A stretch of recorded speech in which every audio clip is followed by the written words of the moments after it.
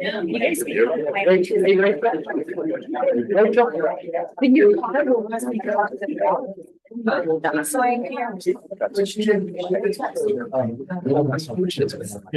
Can you remind us of much of the budget so we all know? I would do fine. And also, the other thing was one reason I get all the four houses.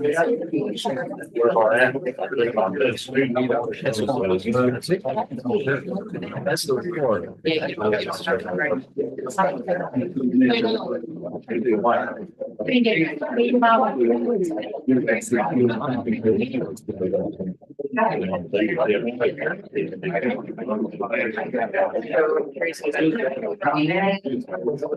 it here. No, you don't. Yes. Yeah, the one. The gateway. It says I'm on, this is the same column. I have to really.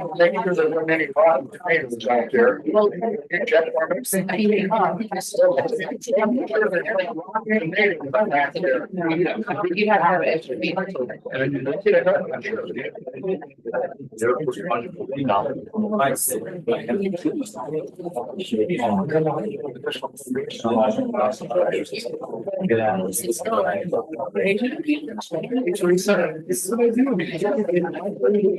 to approve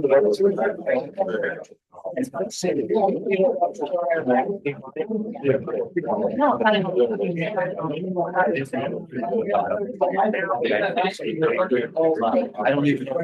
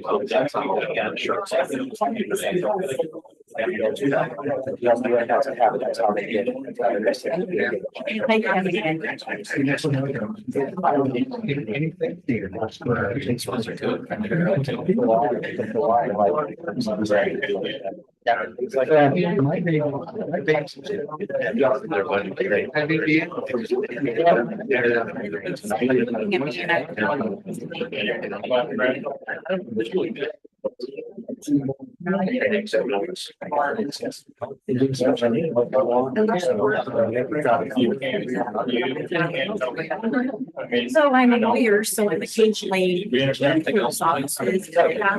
Since he finally not nearly as much as I used to. I don't know what to do.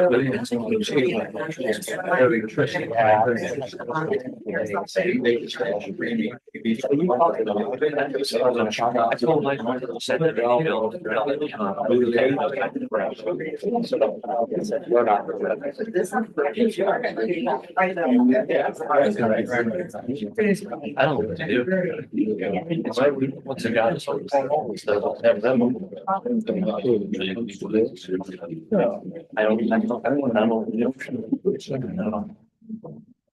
Well, right, was printing that, so.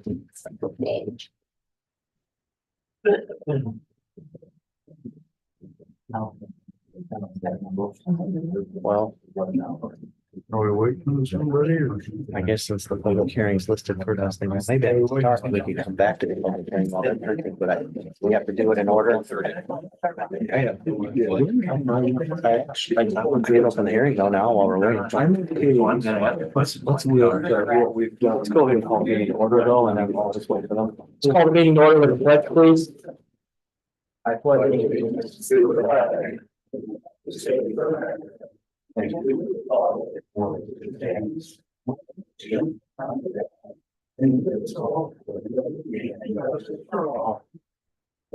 I'll make a motion to open the public hearing for the 2025 Starke County budgets. Look for a second. I'll second. Second from Bruce. All those in favor, aye. Aye. Is there any opposed? We're just waiting on some copies right now, but in the meantime, did we have any discussion that we wanted to have before budgets? Do you want to talk about that at all? About the budget? Oh, I'm about the.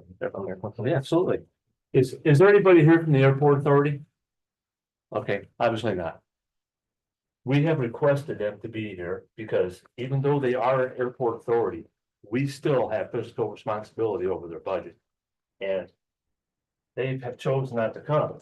So this has the possibility of putting the whole county budget in a tailspin. Because if we do not approve their budget, they're gonna throw out the whole county budget.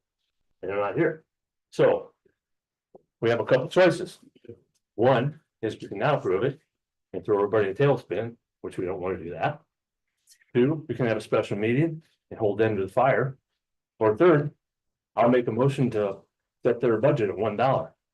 And then they'll have to come. So. So that's where we're at. I'm That's just, your motion? well, it will be. I'm really missed. We have to get the papers. Sorry, Teresa. So we can read the numbers off of the budgets. So. This county journal, you're gonna do it all in one motion, and you only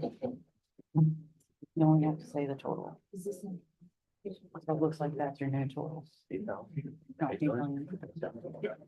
So county general, and then these.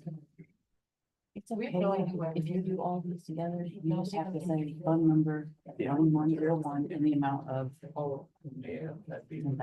Fund number, blah, blah, blah, and the amount of this. No.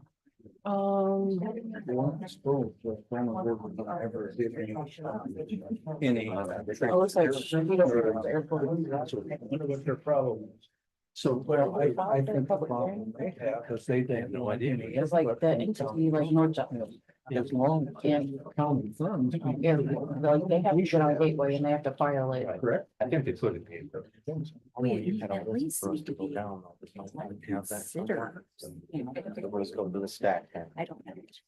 So everything kind of looking to see if there's anything forgotten. Everybody knows it except for you. Agreed. It's some kind. Unless you want me to sit by Todd. while I he can does do it. it. I can do it. They're all saying what he said. I'm gonna talk to you, I'll send that stack to you, you double check it. All right, I'll write down. Or in fact, you can sit right here. We'll be back.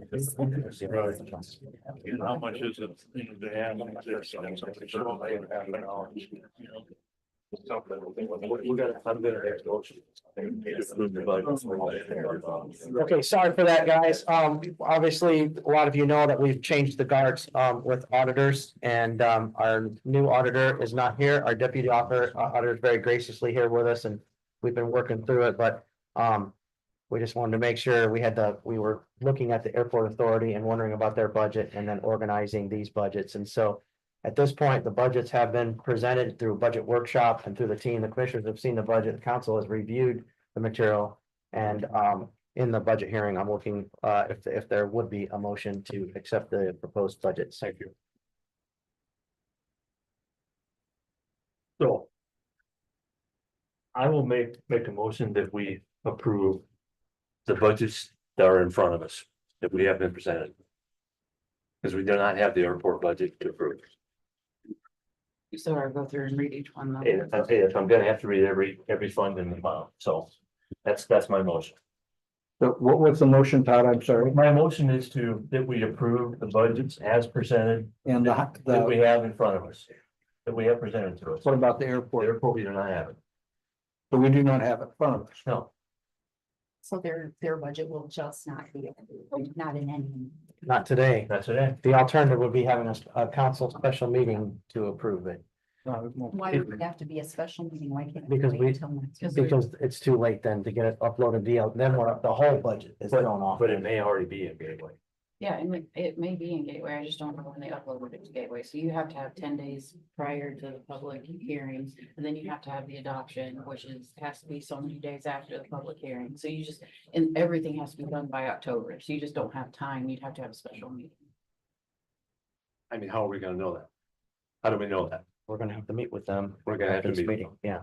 Then why don't we approve it in the amount of $1 like you suggested But it's not even really submitted to us that we know of. I mean, I don't know. How can we approve something that isn't submitted to us? We're gonna have to table that. Yeah, we're gonna take one, And and I then don't even know what the fund number is. So, I feel. all right. I mean, no alternative. Somebody's got to say it. I'll second that. Well, we should, still second it after you read it. Okay, all right. All right, so we're gonna start with, County General. we're gonna start with county general. Which is Fund 1,000. And the budget. Amount is $8,863,822. The next one is Fund 1101 in the amount of $10,000. The next one is Fund 1112. I can read the funds if you want to know what they are too. This one is seated. And this is for the amount of $1,005,480. The next one is 1114, seated special jail project. And this one is in the amount of $3,158,158. The next one is Fund 1127 in Peters tax new, and that is for $40,000. The next one is Fund 1135 cumulative bridge. That is in the amount of $230,000. The next one is Fund 1138, which is cum capital development, and that is in the amount of $300,000. The next one is Fund 1156 firearm training. That is in the amount of $30,000. The next one is Fund 1140 Enhanced Access Fund, $25,000. The next one is Fund 1159, which is health. That is for $213,947. The next one is 1161 HFL HAD. Health Department. Yeah, and that is for a total of $508,319. The next one is Fund 1168 local health maintenance. That is for an amount of $229,058. The next one is 1169 local roads and street, $705,000. Like someone just said bingo. The next one is 1175 County Corrections Fund. That is for $16,000. All these here. What are they doing here? You can just say 1176 highway and then at the last page. This is Fund 1176 Highway Department, and that is $3,711,314. The next one is Fund 1207 Unsafe Building. That is $30,000. The next fund is 1216 County Auditor and Eligible Deduction Fund. Deduction, yeah, $10,000. The next one is Fund 1217 County Elected Officials Training Fund, $15,000. The next one is Fund 1222 911 Fund, $453,244. The next one is Fund 1224 Assessor Reassessment. That is for a total of $445,530. The next one is Fund 2100 Supplemental Adult, $115,000. The next one is Fund 2105 Supplemental Juvenile, $16,500. The next one is Fund 4006 Drug Buy Money, $5,000. The next one is Fund 4103 Starke County Sheriff Narcotic Canine Donations, $15,000. Next one is Fund 4110 Farm Fund, $15,000. Next one is Fund 4111 Sex Offender Registration, $15,000. The next one is Fund 4112 Cisco Settlement, $500,000. Next one is Fund 4902 Auditors Transfer Fee, $15,200. The next one is Fund 4907 Pretrial Diversion Fund, $56,000. The next one is Fund 4909 Special Vehicle Inspection Fund, $6,000. What are you looking at that for? You didn't hear that, right? Oh, yeah. Fund 4919 Therapeutic Community Program, 535,188. Fund 4927 Park Board, 241,724.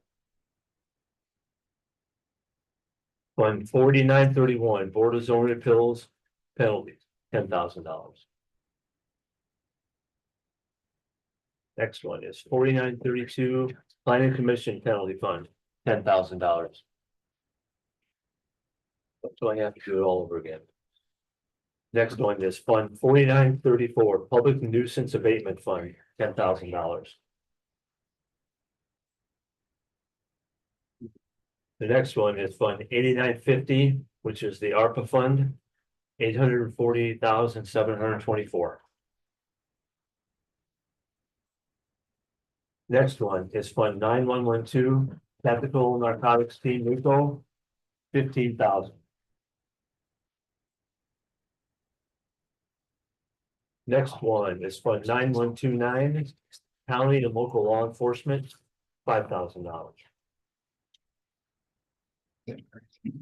Fund 9133, this is the tobacco settlement, 150,721.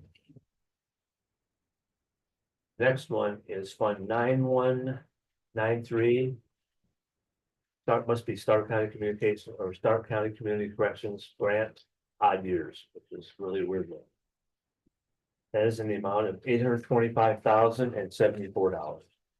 We're almost done. The next one is Fund 9500, and that is WIC. And that is for $157,253. And the last one is Fund 9505 WIC breastfeeding, $11,096.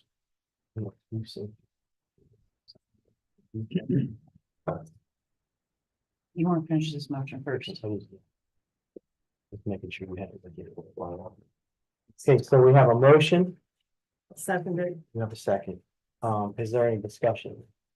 I just want to, I feel like it's a good idea to, just point out that I think it's a handful of those funds, a little more than a handful of the funds that were towards the end of the recitation that are funds with money already sitting in there, like the grant, because I know when we had the budget workshop, it was pointed out that, okay, this certain stack of funds, we don't really have anything to say or do about whether that money is approved or not. It's already there. So I just think it's important for the public to realize that, and I don't know that we need to go back over which ones are like that, but I just wanted everyone to know that there's probably a dozen or something like that towards the end that Not are- tax dollars. Right, they're not tax dollars, or it's like the rest of the budget is. Yeah.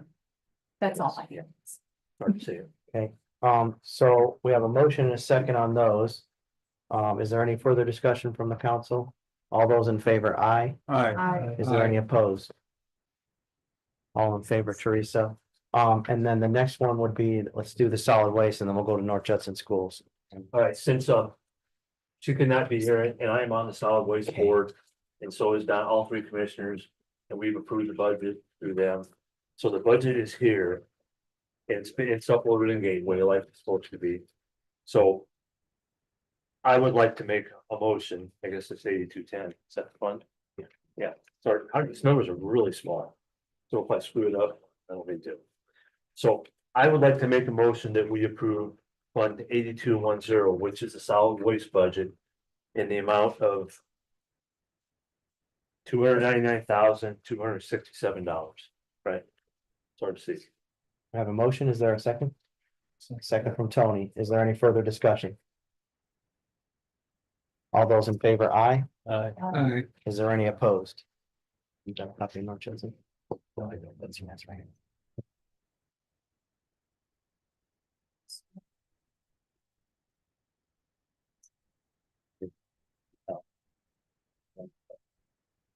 All right, I would like to make a motion that we approve the North Judson Sanpere School Corporation budget in the amount of $14,589,503. I'll second. Have a second from Bruce. Is there any further discussion? All those in favor, please say aye. Is there any opposed? All in favor, Teresa, and just for the edification of the public, for those of you that haven't been to one of these before, if you're wondering why we're not approving the other budgets of the other schools, it has to do with how the board is set up. So North Judson is the only one that has an appointed board, so we review their budget. So you know. Okay, so before we close the hearing, is there any further discussion? Yes, sir. Yeah, I just had a question on 575, the council graciously gave towards the park board. Which part of the budget is that? The matching grant. The matching grant is, we allotted 500 from the Cisco funds. And then the commissioners came back and said that they would also put in 75 if necessary from seeded. So it's already technically budgeted there. But the 500 comes from the 675 that we originally got from Cisco. 175 of that we gave to Hamlet. So they had a lot of skin in that game, and they've done a lot of improvements with that. You're welcome. I just had one quick question, and it's just from my Sure. own curiosity. And I figured it's not like the best. Not saying that anything was done wrong, but it's just my question. If somebody sits on a board, are they able to make a motion to our towns to pay a budget on the board that they sit on?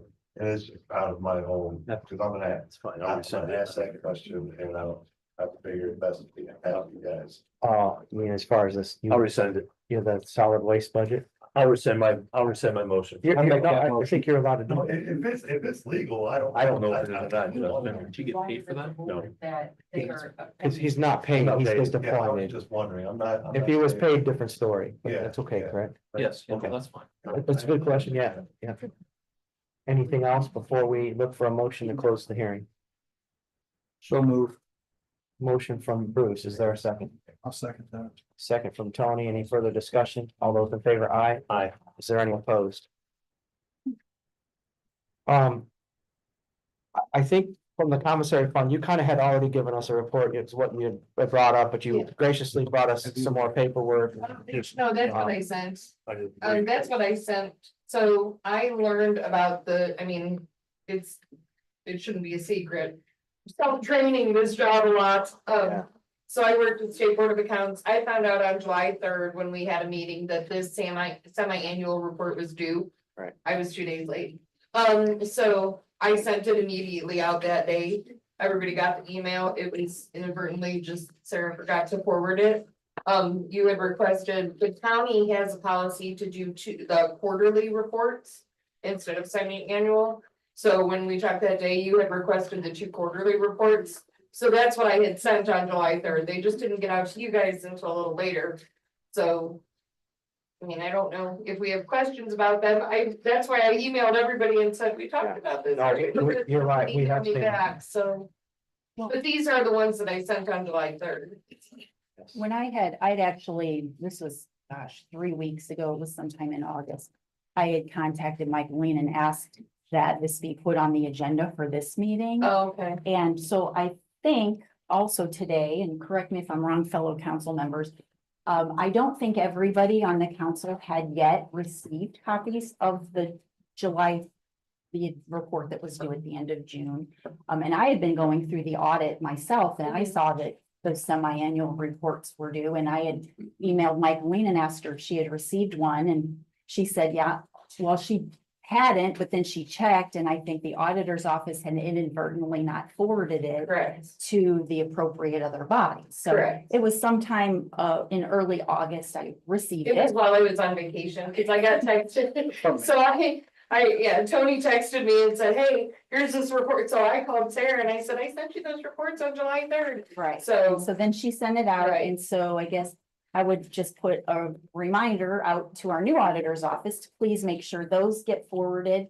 And then there's also the statutory requirement that every department that receives funds and money submit monthly financials. We do that as well. They're due by the. I'm sure, 15th of I'm not March, questioning right? whether you Okay. guys do or not. I'm just saying there, because I checked with Michaeline about that. And actually, I think she had only received one from the veterans officer as of the beginning of August. I spoke to her after the meeting, after the last meeting when all this came up. And I think it's just different people get handed different stuff and it's just a learning curve there as well. I mean, they can vouch, I was in there last Wednesday with all our financial reports. They love me when I come in with everything. So just to the other, so- to the auditor's office and the other like department heads that might be here, that is a believe it's a statute. I don't believe it's just an ordinance, but even if it's just an ordinance, it's still a requirement that those reports get submitted monthly to the auditor's office, and then they are supposed to be forwarded, I believe, to the commissioners and council. But based on the July 3rd report I received, I just had some questions, just like curiosity kinds of things. So let's see, on January 3rd, and throughout the report, there are various payouts to combined public communications, and I just wondered what that entity is. So they, Combined Public does our, like the phones. They do some commissary products, but they do like the jail phones, the PIN debit phones, all of that, so. You'll see sometimes there's two separate checks because I like to separate them, that this is for commissary items sold and then the others. I are see, phone and I do proceeds. see, like, I'm looking through a few pages, if you have like 3 different invoices Yeah, listed at some yeah. point. So then also, I just wondered what Keith Supply Company is. It's another commissary sales program, they have different products that they purchase from there. Okay, So these reports, as much as, I mean, I like this report, which is what the state requires. When we have anything, like if you were to come to the office, and I don't think anybody wants to bring a boatload of stuff in here, but the actual invoices, I keep copies of the actual invoices, so if it's. Keep Supply is usually like chips, pretzels, stuff like that, that they purchase for commissary sales. okay, So And we it does- have those actual invoices, they just don't get relayed. okay, and I see Yeah. you have the invoices Yeah. numbered, and the next to Keith Supply, you did have commissary items, but I Right, think there were a few different entities on here that I just, that looked like they supplied commissary Yeah. items, so I just wondered what Yeah. all the different things were. And so then, I looked, on January 29th, there was an entry for DirecTV, which I'm not questioning the entry at all. It's just, I think on one, section you had it, noted as an inmate program, and another one is maintaining order, which I could see it going both ways. Well, that's But I good. I just think- thought, for purposes of consistency, just trying to stick it into one category. I finally narrowed it down, but I started with one and I was like, oh, I don't think that's right, so, cause that's not one of those, I mean, the way that it's set up, the way we can pay it, it does fit under both. So there's not really anywhere where it's, so. Right, it I doesn't try to fit be neatly. consistent, but I think sometimes I'm just like, oh, it's definitely Yeah. being ordered today. There was one other question I had regarding a specific entry on, April 24th. There was, an entry for $328 to, Tyson's Tint for window tint on, Deputy Bird and McKee's SUVs. And then there's, entry right under that for $125 to Patrick McKee for reimbursement for window tinting. So I was not at the office when they initially got there, so he paid for part of his window tinting, I believe it was the windshield. Invoices are at the office, but I believe he paid for the windshield. And then I was there to finish up following, paying for the rest of it, so we reimbursed him for what he had paid on his card. And then, let's see, there's 2 other notes I have here. As I was going through the audit and the different statements that the State Board of Accounts had to make, they talked about credit card usage by different departments and how they're supposed to be kept at the auditor's office unless the council okays it being out. And then it was made clear to me that like EMS gets to keep theirs Right. because of gas.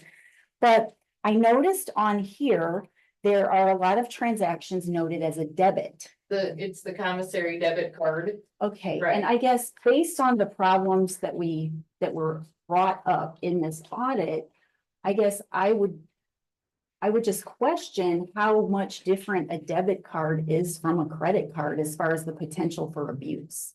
Well, my understanding is that it belongs with the commissary account, which is a little different than everything else. I am not the legal person to ask about this. I just know that's the way we pay the bills out of there. The majority of the bills that come from the commissary account are things that are done more electronically than, you know, so. And I guess, because, I can Yeah. run my own debit card as a credit card. Yeah. And I guess maybe if I could ask maybe Attorney Schramm if he might be able to give us some guidance on that. Because the last thing I want is the next, we are required by law to Right. take action on these Right. state board of Right. account audits. Yeah. And I'd hate for them to come along whenever, a year or two or three from Right. now and be like, well, we specifically dinged you on this credit Right. card use, and now here's the same fund that you had all these issues with continuing to be debited. Right, working with the state board of accounts when I had them at the office, I mean, cause I had asked them a few times, I drove a little nuts. About using the debit card there, it was, I mean, they did not present an issue to me, I mean, we know about the credit card policy and we are like EMS, we've got a card for BP, at BP. But as far as the debit card stuff, it was more of the record keeping process that was brought to my attention that was the issue. I mean, they were with me, they've seen what we were doing, so they haven't said anything, but I mean, Do you mind if I have Rachel say something? Yeah, So commissary is not governed by the auditor's office at all, like, you don't govern, or they don't govern commissary, so they would not keep any debit or credit cards. And one of the audits that they got written up, where they had a finding, it was more so that there was no policy in place for the debit card. But that has been done, so there's no more issues with it other than the record keeping, and they've improved on the record keeping. So we're compliant with state board of accounts now. Correct. State board of accounts now. So that the debit, as far as the debit card use is not something that they're going to no, violate us. no, on. I can't, I mean, and I'm more than willing to ask them again, but that's basically the same impression that we've been under, Okay. so. I mean, do you plan to talk to any of them anytime soon? I talk to them all the time, I have to make sure I do my job right. Do you have my email? I have the email, phone numbers, you name it. Yeah, I would, Yeah. if you don't mind. You did. Oh, How did you send it to? I don't know, whichever one Sarah caught me, so whichever one Sarah sent me, but yeah, I'm happy to add you on there as well. Okay, that would be great. Okay, thank you. You're welcome. And I guess there is one other question. On June 12th of 2024, Rebecca Gold was listed as someone who received a reimbursement for a notary stamp. Yes. And I think I looked at the permissible uses that the council had authorized. They all have to do with employees. And even though it was a negligible amount, I believe that she was reimbursed. I wasn't aware that she was ever actually an employee. She is an employee. She is works there. currently? She works there. She works with her, back with the jail programs. Okay, I'm trying to think of what her official, she's an adult reentry. okay. So, and part of, she had she redid her notary. She uses her notary for work. So she brought up she brought up a ton of stuff and shared it with the sheriff and I. So And we that's fine. reimbursed half of her for that. And that was the last I had heard or seen her name anywhere. It was as Yeah. a grant funded position. So I Yeah. wanted to ask about that. All right, that's my list. Thank you. You're welcome. Don, you got a question? Maybe you'd like to talk, get it over. Sure. Oh. Guys say. Look at that, have one. There you go.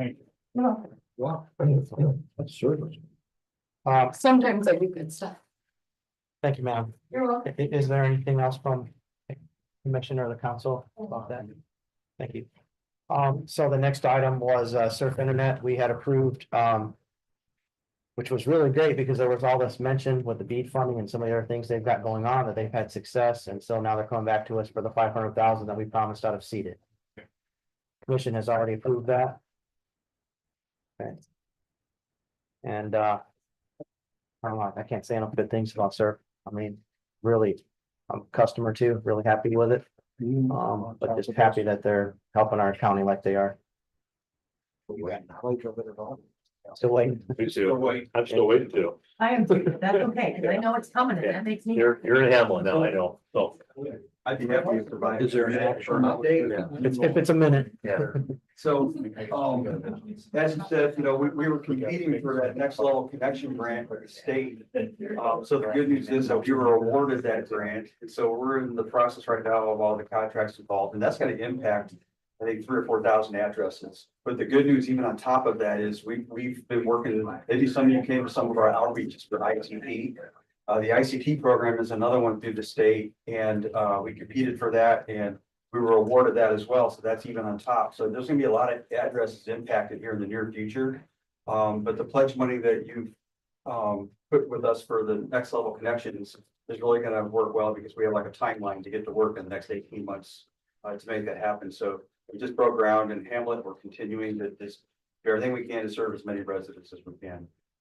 But if anyone has questions, I can stick around afterwards or whatever as well. So yours is coming soon, Todd. With all that being said, I'll make a motion that we approve the $500,000 out of seeded for the SURF commitment. I'll second. I have a motion and a second. Is there any further discussion? Did you get the second on that too, Teresa? Yes. All those in favor, aye. Aye. Is there any opposed? We had discussed in our meeting and also in the commissioners meeting about creating an ordinance so we can start receiving solar revenue funds. We're expecting some funds this year, which we're pretty excited about. We have something later on our agenda coming up right after that. There's been one request already of something for one of the townships for that. It has been sent around for review. So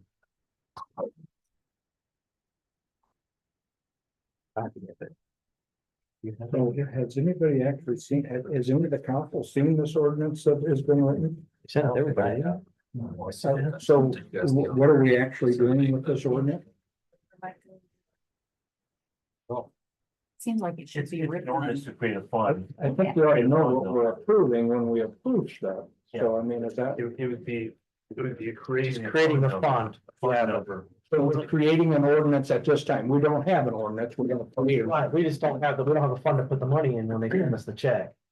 And we already have a request to for that the commissioners have already approved from solar funds, but it doesn't look like Michaeline has provided us with that ordinance. I would never say it. And in all Maybe fairness, he was I guess I could have CC'd everybody on it when I sent it out, but I mean, we could always have it for next month. Yeah, I mean, want to make motion to table?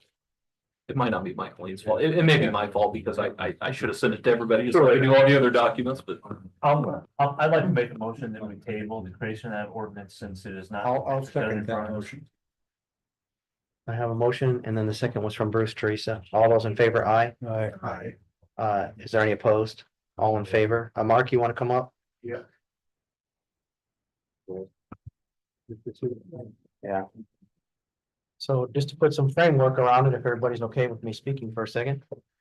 Mark had approached the commissioners about some assistance with this for a $15,000 assistance with the sign, and the commissioners had approved that. And we wanted 15,000. 15. Okay, that's big fun, please. Did what fund did the commission approve that, or did you?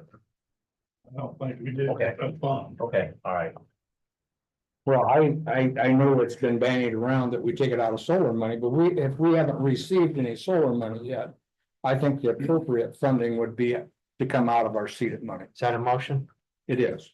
Somebody want a second? Okay, go ahead. I'll second it. Second from Kay. Is there any further discussion? All those in favor, aye. Is there any opposed? Thank you, sir. Thank you. Appreciate it. Thank you. Appreciate you guys. Let the fire department know we appreciate them too. And I will. Township. Thank you. You're welcome. So will the light be on? Why don't we should move this one up before public comment? Or do you think I have to have public comment first? Do you think they can cite me for that? I can add to my own agenda. We can talk after public comments. I won't put it on in front of Of course, but I wanted to email you about this. I want to bring this up all, and then I still want. Mushroom. Keeping it in the dark. So recently, there's been some discussion about city court. And I don't know if there's still diversity among the council about your opinion about how, how important it is for the county or not. I'm still on board with it myself. But one of the things is, and do you guys want to come up, Angie and Judge Casserole? And so I want to commend the city court thus far for just jumping in there and, we really had to just set this budget up. And so the only thing it seems like we're suffering on is the pauper council. And so the request is being here, and then it's budgeted next year though. Right. It is. Yeah. And one of the biggest issues that we had for this year was that mid-year, the state changed the way we were going to collect. We were collecting and then paying out. So if an individual was found to be able to pay for their own pauper attorney, that money went in and went out. The state now is not recommending, that we charge $100, $50 goes to the state, $50 goes to the county. Now we have no funds to draw from. That's good. So what we were managing on our own is now gone. Our pool is gone. And so we're just requesting for this year an additional appropriation of $6,000 to get us through the balance, and then we have increased the budget for 2025. And obviously that's through the city that we've requested that increase in the budget. Don, do you feel like the commissioners would feel comfortable with that coming from seated also? So 6,000, you said? 6,000. Correct, yes, yeah. I believe so. That should get us to the end of the year. It seems like the most prudent thing for the county to do. I'll second. So that was a motion and then a second from Bruce. Well, it sounds like since we've made the changes that the city court, the prosecutor's office, it's a smooth operation and everything is going well and it's an improvement, right?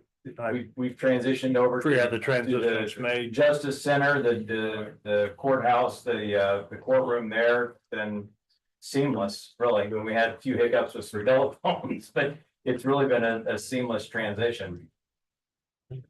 I guess my question regarding the Could financial. we do the discussion after the motion in a second? Otherwise I'll be. Said there wasn't- I'm sorry. You second, did you vote? I heard Bruce second. I second. Oh, I thought you asked for a discussion. I'm sorry. No, that's okay though. Sorry, I thought I better catch back up to that, otherwise I'll be in violation. I'll make a motion to be. Seconded. That's fine. So now, okay, so we have a motion and a second, motion by Todd, second by Bruce. Go ahead, Cassie, sorry. Okay, because the arrangement with the new location and everything happened before I came on the council. I'm not 100% clear on where all of your guys' funding, who's funding it, how, and so.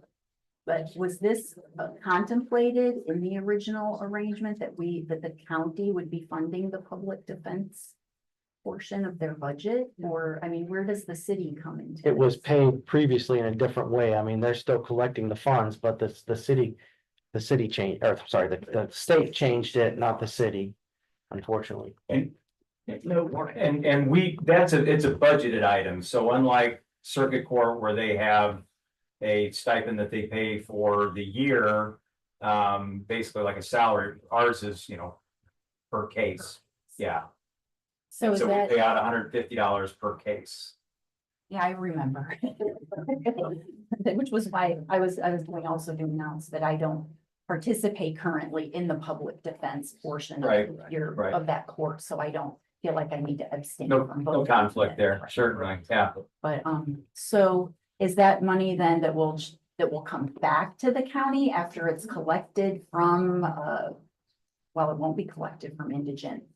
Well, like, $50. Maybe if they pay. So if I grant a pauper attorney, they're gonna get paid from the pauper attorney, the attorney's gonna get paid from the fund, $150. There's no recouping that. That's an expense to the city at this point. If I review their application for request for pauper counsel, but it's determined that they have some funds that they can pay that pauper fee, which is allowable, then I will grant the pauper, but then order that the defendant pay that pauper fee.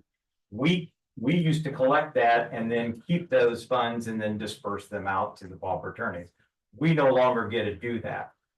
And I don't know if Attorney Schramm has had an opportunity to review this, but based on the newest legislation effective July, as the clerk was saying, those funds now get split between the county and the state. And we can only now collect $100, 50 goes to the county, 50 goes to the state.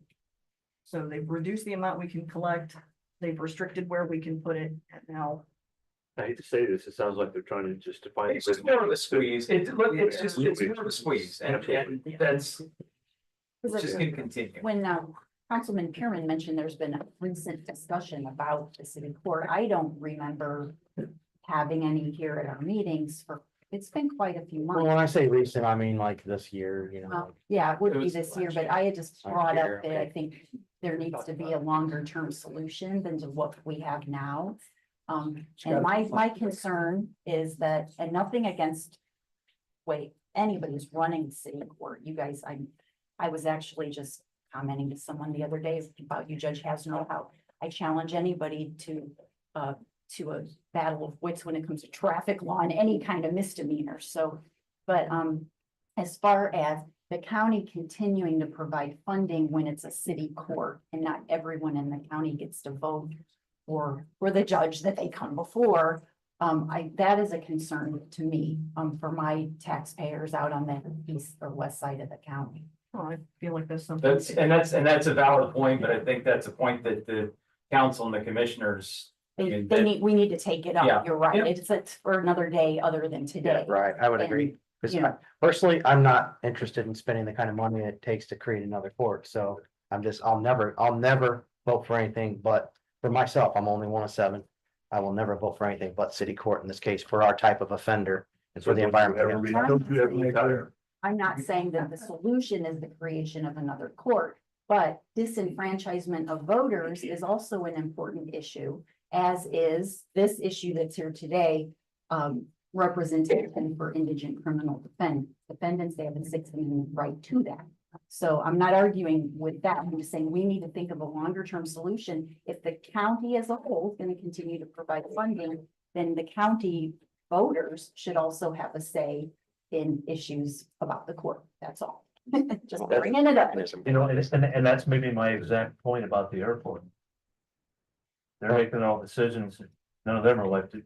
Well, and Judge Hasner is, and Yes. Can we take that part under advisement, just so we Well, can be that's- better educated about it maybe, and well, I think that I'm just I saying don't that know is what the something we need to alternatives are. work. Not saying vote on it or do anything today. I'm just like bringing it up again, because I found if I bring something up once and it doesn't get acted on, I have to keep bringing it up. So here we go.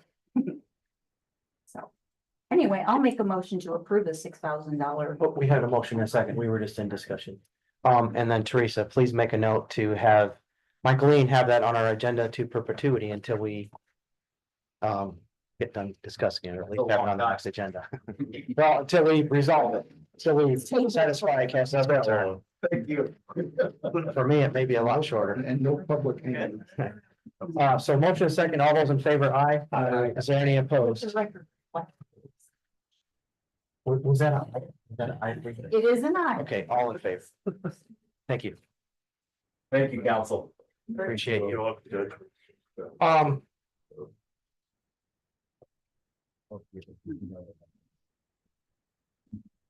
So one other thing is, this was brought up, I believe, in the commissioners meeting or in the budget workshop, is that we're out of training fund money. Which is people going for, professional training within our staff. We need about $5,000. Sorry, can we have, some order, please? Sorry. Just people are having a hard time hearing. We're gonna need about $5,000 to make it to the end of the year with the forecasted amount of trainings that different people have going on. I actually think, to your credit, Mandy, I think you brought it up too in one of the meetings. So I think that would be another thing that would make sense to come from seated. Want to ask Don his thoughts on that. 5,000 or more than cover it, yeah. I think it was like 4,000 is what it was estimated or something. And I don't know if I heard that from you or Rachel or somebody else, but 5, I think, would be safer I mean, we can always make, yeah, what, Yeah. I mean, we can always, broach it again, but. You're okay with the seated part? I'll make a motion. We take $5,000 from seated for training. I'll second it. Second from Kay, is there any discussion? Yeah, there is. Okay. I was made aware that there are inconsistencies or no missing vouchers for the existing elected officials training fund. I don't know if any of you have received a copy of this. Basically, it's kind of a spreadsheet.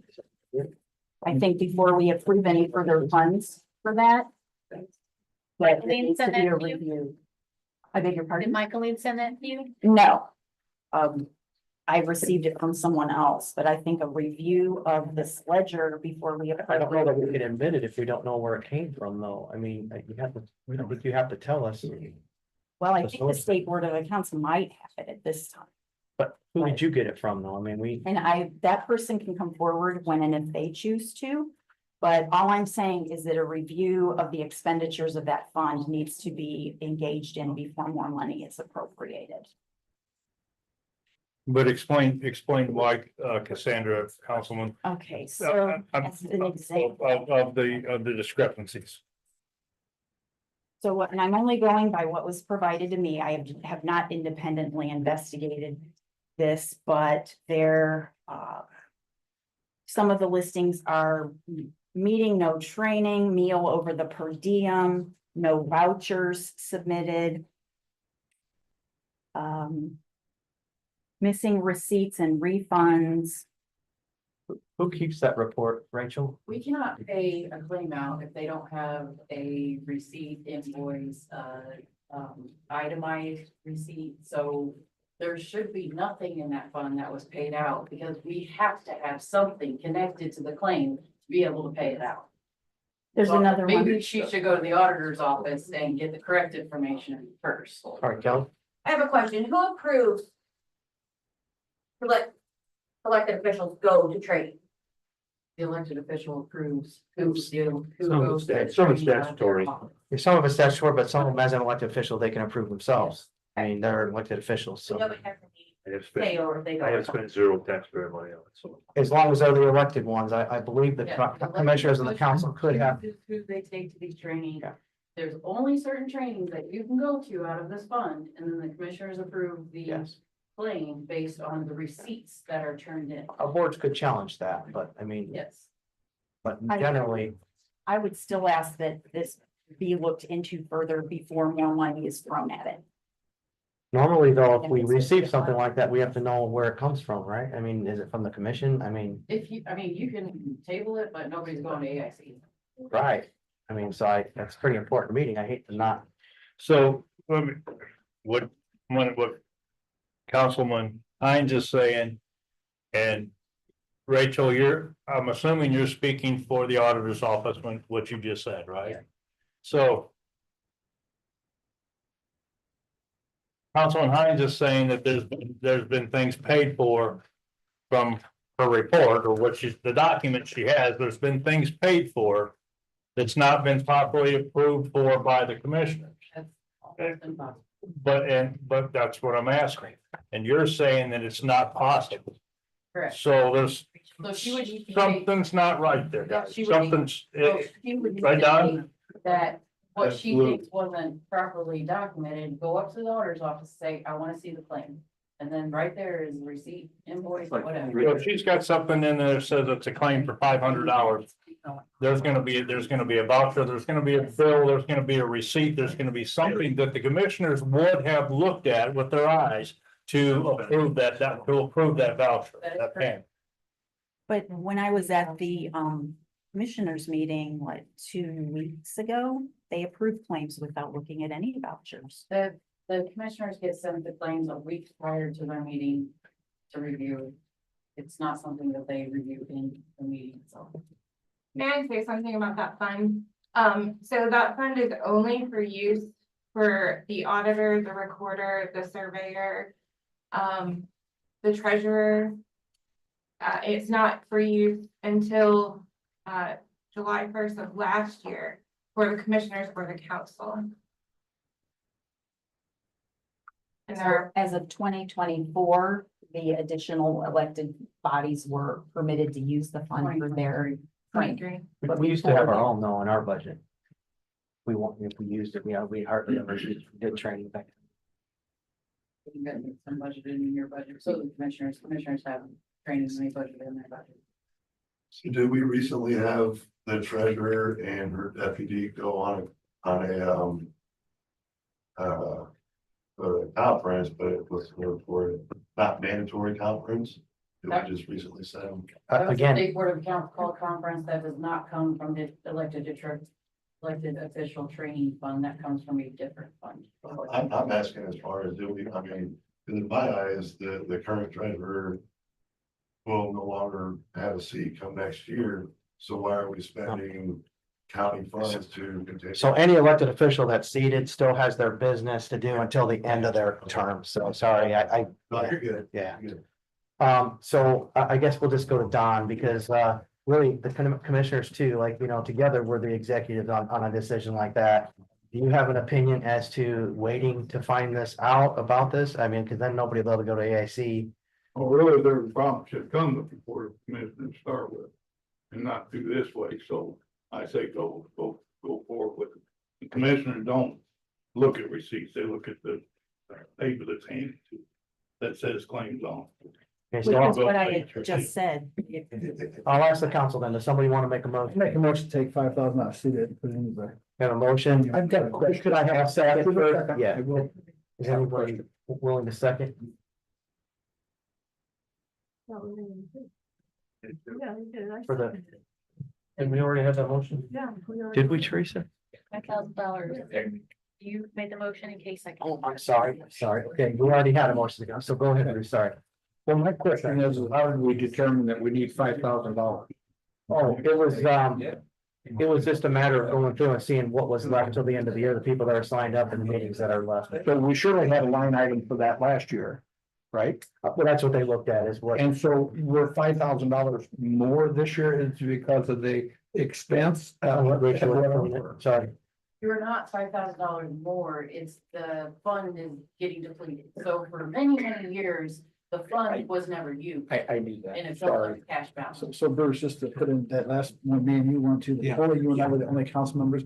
We moved there, we actually found out, and I'm surprised you don't know this, what did they say? That was actually. That's a mandatory, they don't deem you or nothing. And Rachel, we were the only councilman there, and that was just what, 2 months ago? So I know, that, yeah. we all need to do a little bit of due diligence on what we're supposed to attend, because council was supposed to be there, but I'm Mr. I have to admit, I've grown a lot over the years, so I try to. So there are, just so everybody knows, some of the stuff you are required to be there. Just so that, some, not always kind of taken back. Yeah, and so that's kind of. So my question's been answered, Mr. President. Motion and a second, all those in favor, aye. Aye. Is there any opposed? Opposed. One opposed, Teresa. Thank you, everybody. So before we go to public, input, I have before me the minutes for July 22nd, if somebody would like to make a motion. Make a motion to approve the minutes from July 22nd. Have a motion from Todd. Is there a second? I'll second it. Second from Kay. All those in favor, aye. Aye. And then I have the minutes from July 15th, if somebody would like to make a motion. I'll make a motion to approve the minutes from July 15th. Getting hoarse. Motion from Todd. Is there a second? I'll second that, sir. A second from Mr. Bailey. All those in favor, please say aye. Aye. And we just have signatures for July 29th before me.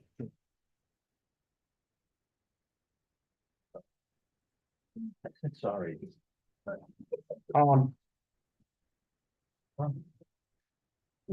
While everybody's signing, Roberta, do you want to make your way up here since you're first on the public comment section?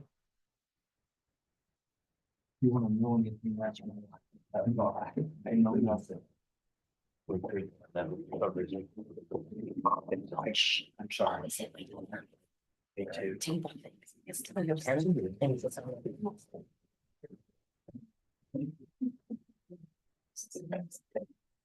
That's why I said that. This works in paper. Put more on, because you can all go home. Everybody's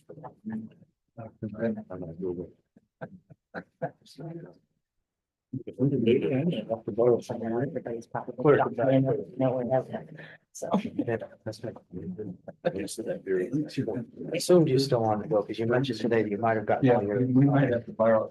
I did, a little bit. So I guess I have, are we ready? Sure, okay. So I have a question. I know decommissioning is on here. And we did get some more insight during the commissioner meeting today on the decommissioning. What I am curious of is with that additional insight that we received and we now knowing that the banks can have a priority lien on the solar panels. I know Dave, you and I spoke kind of separately about next era. So my question is, when are we due for a new bond with next era? And how are we going to start looking at how we no longer allow the resale of the panels when we do that new bond? I mean, I know that I asked the commissioners about looking at the ordinance. I didn't ask for a moratorium. I just said, hey, can we start looking at the ordinances? So that, again, when we get to the point where, I don't know that it'll matter, I guess is my question, Dave. We already accepted it once. They're on the old ordinance. So what can we do now to make sure in that 5-year window? What we as a county government can do though is we can research this for you and get back to you. Okay, We're coming up on the 5 years. So it'll be time to reinstate that agreement as far as like the decommissioning part of the agreement. and does the bond start at the permit or at construction? That's what I wasn't clear on, because if it was at construction, they permitted in 2022. But I don't think they actually started construction in next era until almost 2023. And I don't remember the date on the surety bond. I should have looked.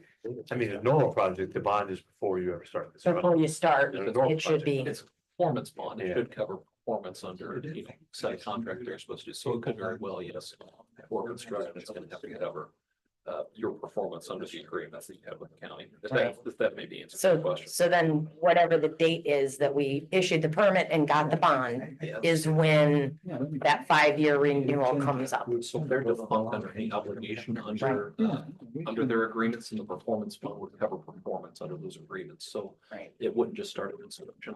It would cover also road usage, for example, because it's a blanket performance fund. I think, Nick, that's how you guys have it set up, right? A blanket performance fund, because I think that pro form was included. So it would cover all performance under anything that's in place with the county. Okay. So it could, and I'd have to look at the date. If it was 5 years ago, it was before me, but it would. Yeah, I mean, it could. It would be performance due bond then, Would have been. it could be- potentially sooner than what I was thinking. I was thinking it was from the start of construction. So if it's start of the permit, and then again, my question is what the date on the study. on the study, that might make sense, yeah. And then my question is, what do we, and you might be able to answer it if you can't, Sure. what are our options when the time comes to be able to push back at them now and say, yeah, we're not gonna accept the resale value of the panels? And our position should be too, because our ordinance makes clear that they need to be responsible for 100% of the decommissioning costs.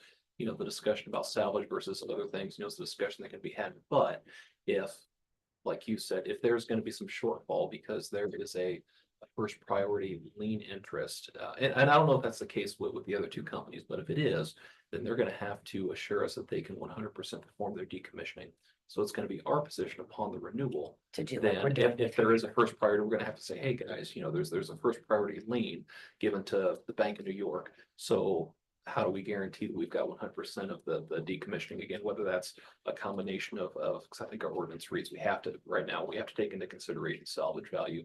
But we need to make sure that they can post 100%, just kind of like they're doing with the Right, agreement. with the new them, agreement, yep. Whether it comes 100%. So to answer your question, yes, since our ordinance states that they have to cover 100% of the decommissioning, then upon the renewal, we'll have to make sure that is the That case. we add that That new clause. if there is a priority, and it could be, I don't know if their obligations are somewhat paid down now, if they did bank financing, if they didn't. If they're bank financed for 50% of the project, then they're gonna have to come to the table with some type of additional surety, because that's the way our ordinance reads. Okay, I think that's so, like. yeah, and I don't know that next, our recorder might know. I know Mammoth has I already want to ask, put liens on for solar panels, and I'm guessing they started before next year, so we should be getting close to needing to renew that bond as well, correct? Probably. So, Correct, that Mammoth has a construction loan. And they have UCC filings on some of the properties or. So is a that large to get, amount that's of- usually to get the panels, I think. Yeah, I'd be very surprised if bank financing wasn't involved, so. What's the loan on? You said It is a construction loan. It is, not on the ground. all of the parcels that are involved are listed on that mortgage, but I am not an attorney, so I am not going to even mess with verbiage in that mortgage. But it does, they do also have a UCC filing, a fixture filing. So that's the fixtures. There's also technically irritating feedback, some through the microphone or something that's bad out here. It's technically on an improved property, so it's the equipment that they're securing them, which is the question. Put it right in front of me, and it'll really be irritating. Not they reported. Again, I'm not an attorney. I just. Still don't. We can't They're hear. still there. There's, when you got up there, it's some kind of echo. On the microphone. Oh, Do the karaoke. God. Sounds fire. It is kind of up off the ground, so I wonder if that's doing it. Right, it's hanging. It's always me. If it's anything more technical, you can't. We can't hear it. I can't hear it. Okay, so then we are gonna look to make sure that we add those potential concerns or clauses like we did We with. have to buy, Sure. we have to buy our ordinance. Okay, I'm not sure how many people were at the commissioners meeting this morning, and I apologize for reiterating this, but it could be useful for the public. In reviewing private landowner agreements from years ago, there's language in the private landowner agreements, or at least any of them that I've reviewed in years past, that say that the landowner has to subrogate any, and I apologize, it's gonna be dry, that the landowner has to subrogate any mortgage interest in their ground in favor of the mortgage interest on the improved property or equipment. Because what the solar companies typically do, just like with any large capital improvement project, is they go out and they get a loan for a portion of their project.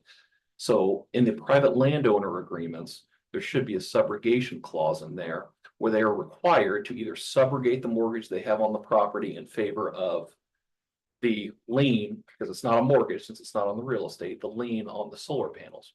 So in thinking back to this, Hoosiers and I legal counsel had a discussion, how do we make sure that if there is bank financing and a priority mortgage lien on property, that the bank, if they go defunct, if they go bankrupt, and the Bank of New York says, we've got a first priority lien on these, so keep in mind that the salvage value is taken into account at least somewhat on their project. So I said, well, if there's $5 million of salvage value, then how do we capture that? So landowners aren't on the hook for that $5 million of the county if we have to go in and clean it up. So what Hoosier Solar did in this case was in their decommissioning plan, we revised it to basically say that prior to construction, that either they have to post 100% of the salvage value, whether that be in the form of performance bond, cash, or restoration fund. And so Or guarantee that we assign the salvage value to the county. Either yes, way. so that way, if again, there is a priority lien from their lending agent on these panels, and we don't get that salvage value, that they have to make up the difference. So we made sure that was implemented with Hoosier, with the decommissioning plan that was approved earlier this morning.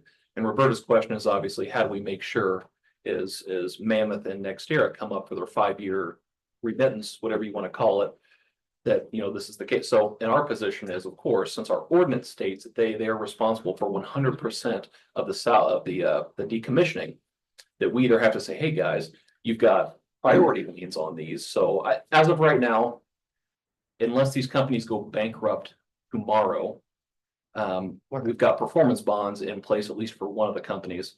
The other one, again, takes into consideration salvage value. So as resale value, yes. So as the bonds come up and we reevaluate, we have to, and they have to post financial surety with us that if they have priority liens, just like Hoosier voluntarily did, that they can fund the restoration fund or post the performance bond to cover 100% of the decommissioning costs. I apologize for that big word salad I just threw at you, but it's. And the resale value It's pretty boring. the resale value would be the resale value at the time something would go wrong. Well, not today is what. They guess at, I mean, they use Well, engineering. well, my point is it's commodity. Yeah. Silver might be worth 20 times a 2 years or 20. My point is, if the resale value would be the resale value at the time something would go So it wrong. would be 5 years projected into the future. What they do is they sit down and they say, so the decommissioning plan that NextEra would have posted, for example, looks at resale value 5 years down the road. And then when they get to that point, they again project 5 years down the road. Somebody much smarter than I, these engineers sitting down and go, okay, what's this going to be worth in 5 years? So that way we have a current estimated value projected 5 years into the future. When that 5 year mark is up, they posted either a new bond or fund that restoration fund to make up the difference. I got one more question. And I'm for the decommissioning. We need, if something would go wrong, we need to clean it up and protect the citizens of Starke County. But the actual landowner that is leasing the property to the solar companies, do they have any skin in the game as far as cleaning up their own properties? The landowners? Yeah. Well, absolutely. Absolutely. So just like the and for example, Howard, because we do the same thing with the unsafe, you know, Right. with the planning commission. Right. So if we have non-operational panels for a period of 12 months, for example, and these become dilapidated, then our recourse is, well, one, because as a matter of contract, we've made recourse against the solar company, but we also have recourse against the landowner because it is on their property. Now, we can get real complicated and say, well, the landowner has a contract with the solar company, so Right. we go after the landowner, they go after the solar company, but in this case, we bridge that gap to Okay. these decommissioning plans. So it's kind of looks like a, So they're both involved. and Cassie will know what I'm talking about. I'm saying there's privity now, not just between us and the landowner, but between us and the solar company too. So there's, you know, Okay. privity among. You answered what I.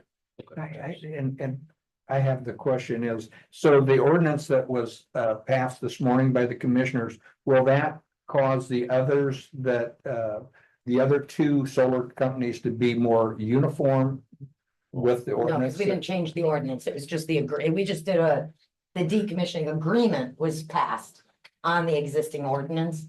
So that's where I've been asking for an update. But we have those with the other two solar. We've got road use agreements and decommissioning plans, which is what was approved today. They So just with redid. all the solar companies or just one? All of them have road use agreements and decommissioning plans in place. They look different from company to company depending upon when they were approved because ordinances have been adjusted over the years. Okay, but uniformity is not that. Well, uniformity in terms of baseline standards, uniformity as in specifics, probably not. Okay. And you know, when we're talking about decommission, I don't want to spend any more time here than we need to with my verbiage and wordage. For me, riddle me this. I do not understand why the county has anything to do with the decommissioning at all. Because that's a private contract between the solar company and the homeowner. The county has we have no, I don't understand it. I'm not against solar, I'm not for solar. I just want to answer this question. And I've been involved with lots of projects in the last 40 years.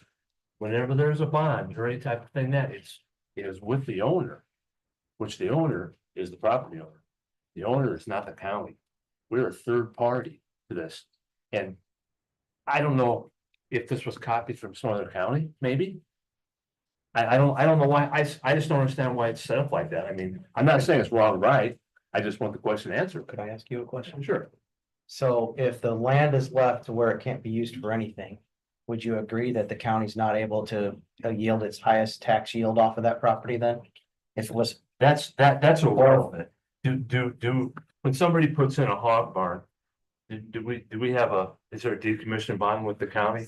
That if they go up and leave piles of pits full of crap there, that we go clean it up? Absolutely not. Let me ask you this, have you ever Absolutely seen a not. hog barn that's this size and this many acres? That's irrelevant.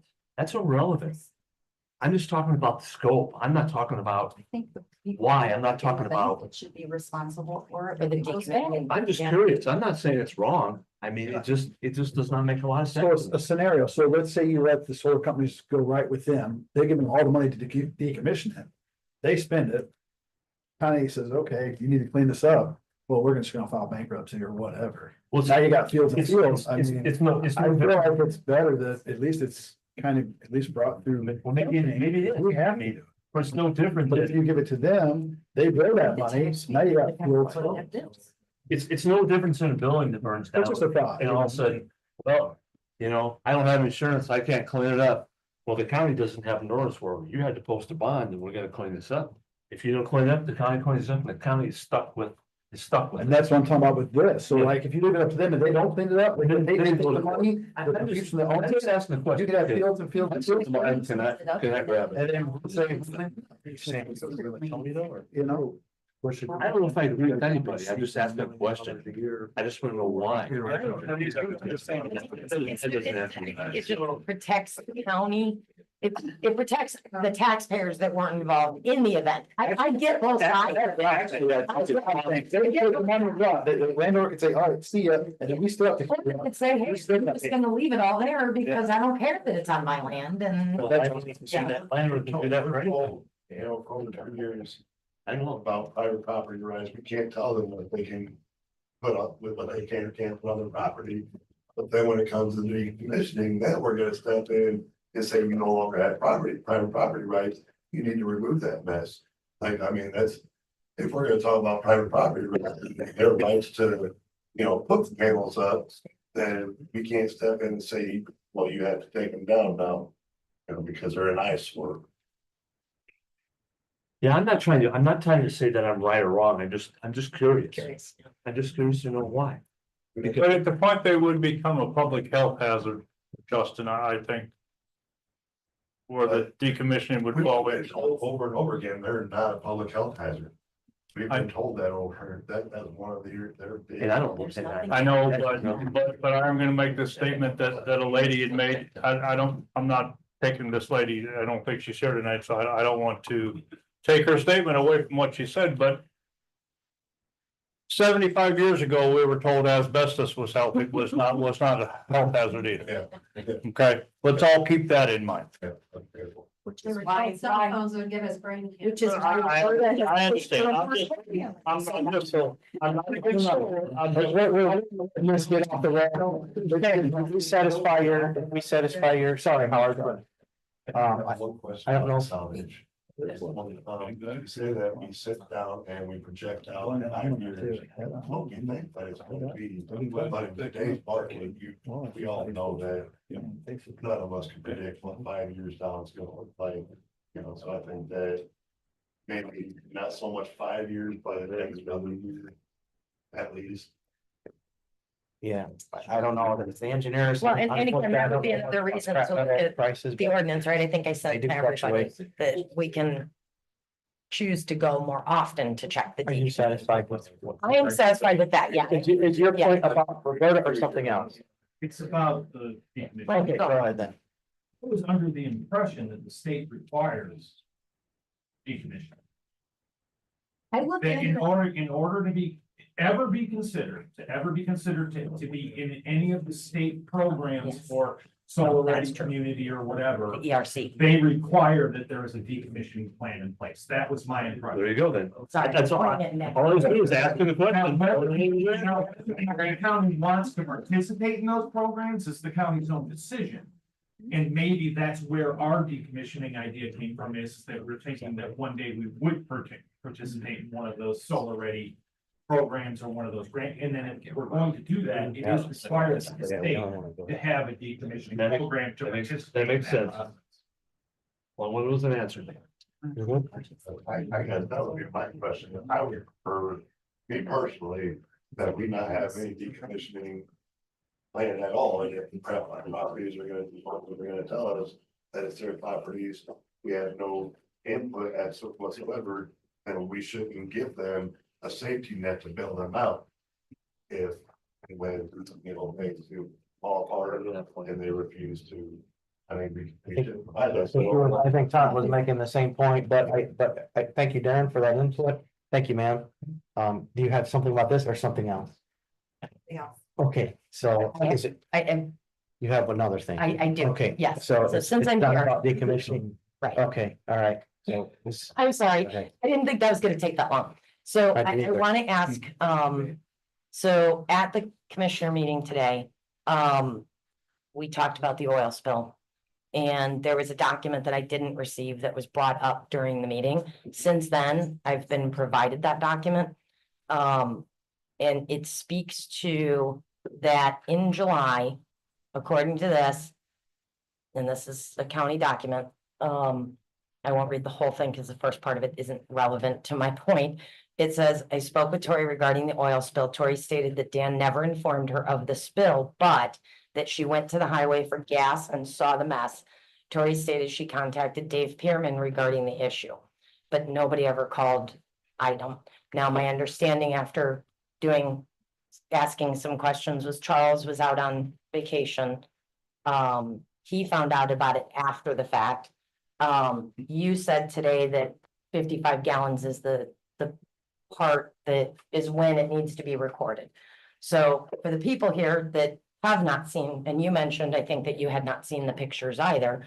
I didn't remember the pictures. I'm Yeah. just saying I may or may not. My printer's not printing in great color, but you can kind of gauge here. Here you can see our pug machine. It's underwater. This is the fresh sand that they poured on it right after it happened.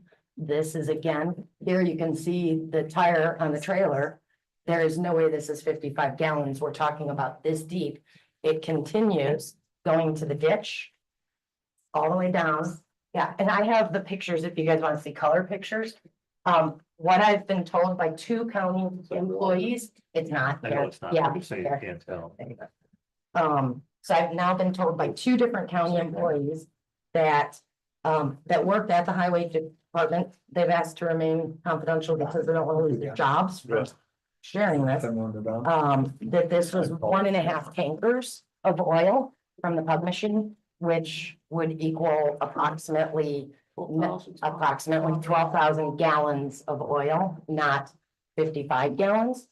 So I guess I'm just trying to understand why when somebody is called by our EMA director, goes out, sees it, why we would have just said, oh, this is no big deal. I mean, some of this, well, instead of calling item. No, I know, but our president of the council is who's said to us now that he was aware of it. Can I answer first why I would have been involved? Yeah. You may not know this and I. Well, you said had on that earlier. Well, but I didn't get to elaborate. I just left it there because I didn't want to speak on Tori's behalf without her being here.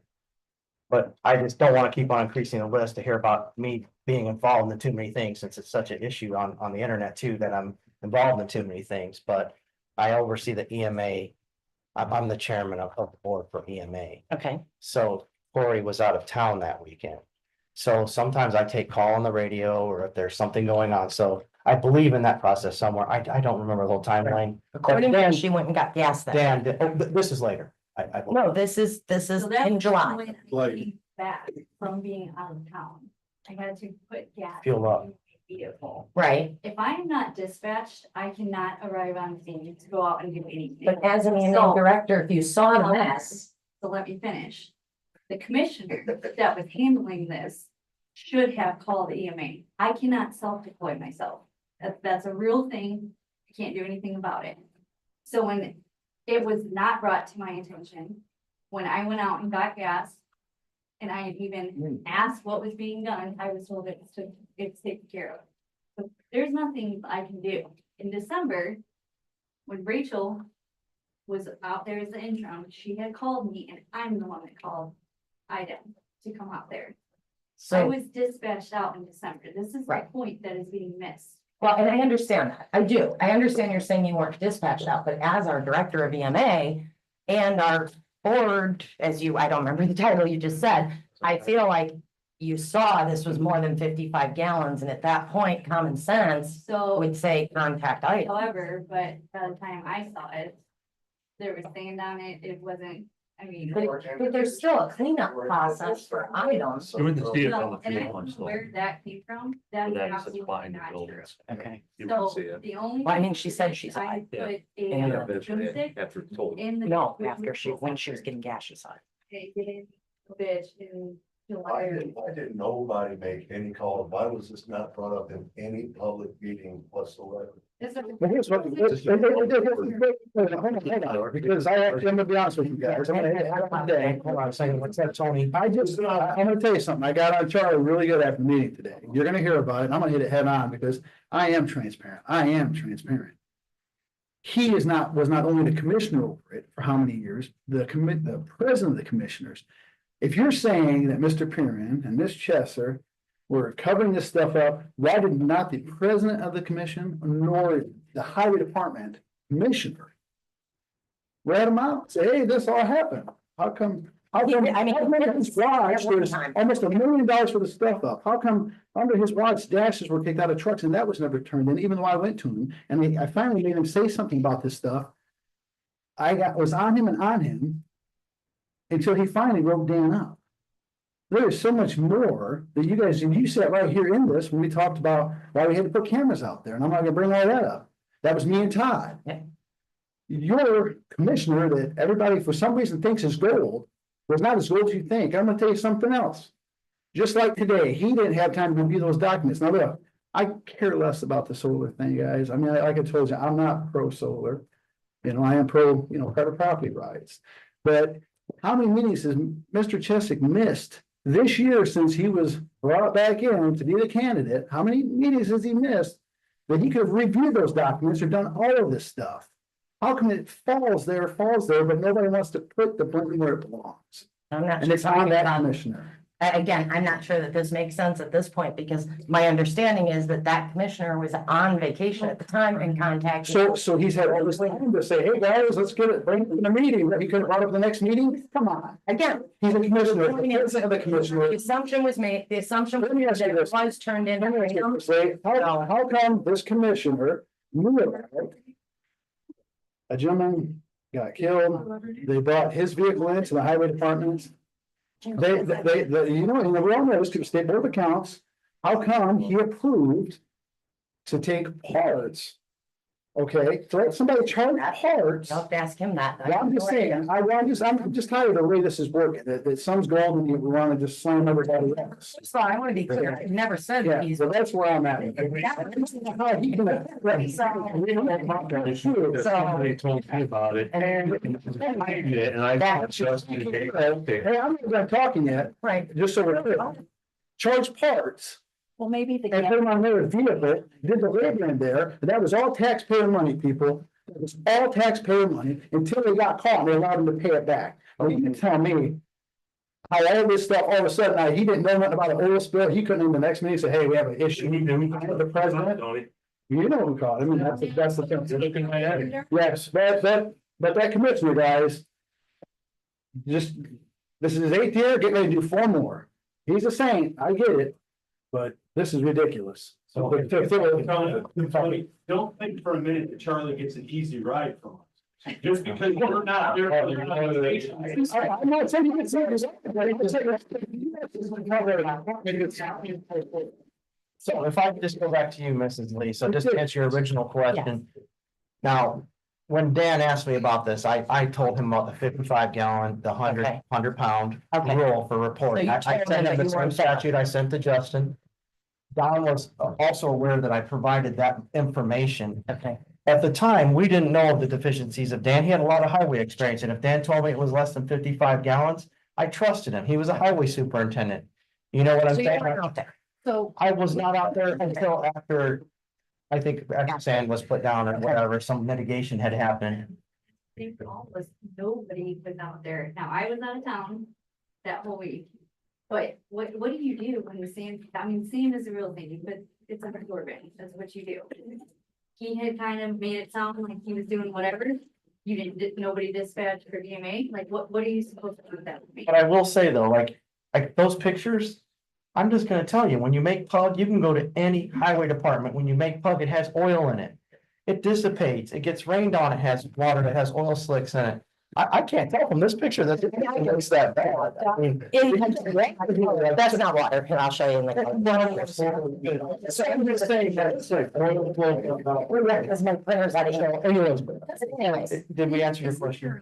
is it a federal statute or state though that says any spill at all? It doesn't matter how small. No, Yeah, I'll send you that statute. yeah, I saw that too, but It's there's, like I did call item. So just to be clear, Dave, I called item and they confirmed 55 gallons. I saw that same statute. I don't know why. And what he kind of alluded to is, yeah, it's a good idea to always call us, but unless it's 55 gallons, we don't really do anything.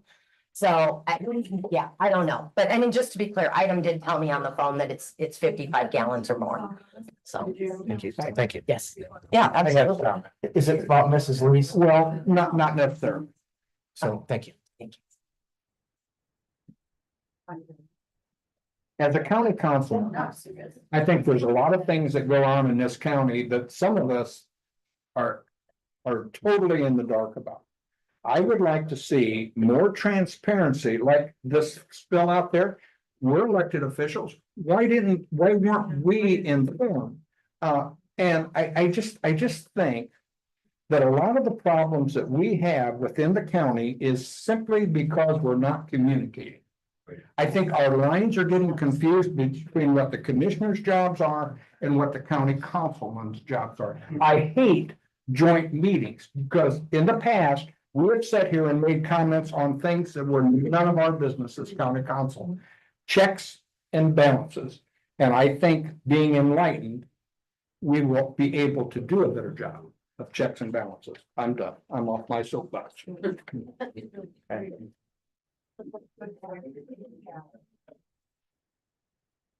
So before I go to the public, does anybody else in the council have any business? I just got a couple real quick, since I promised it real quick.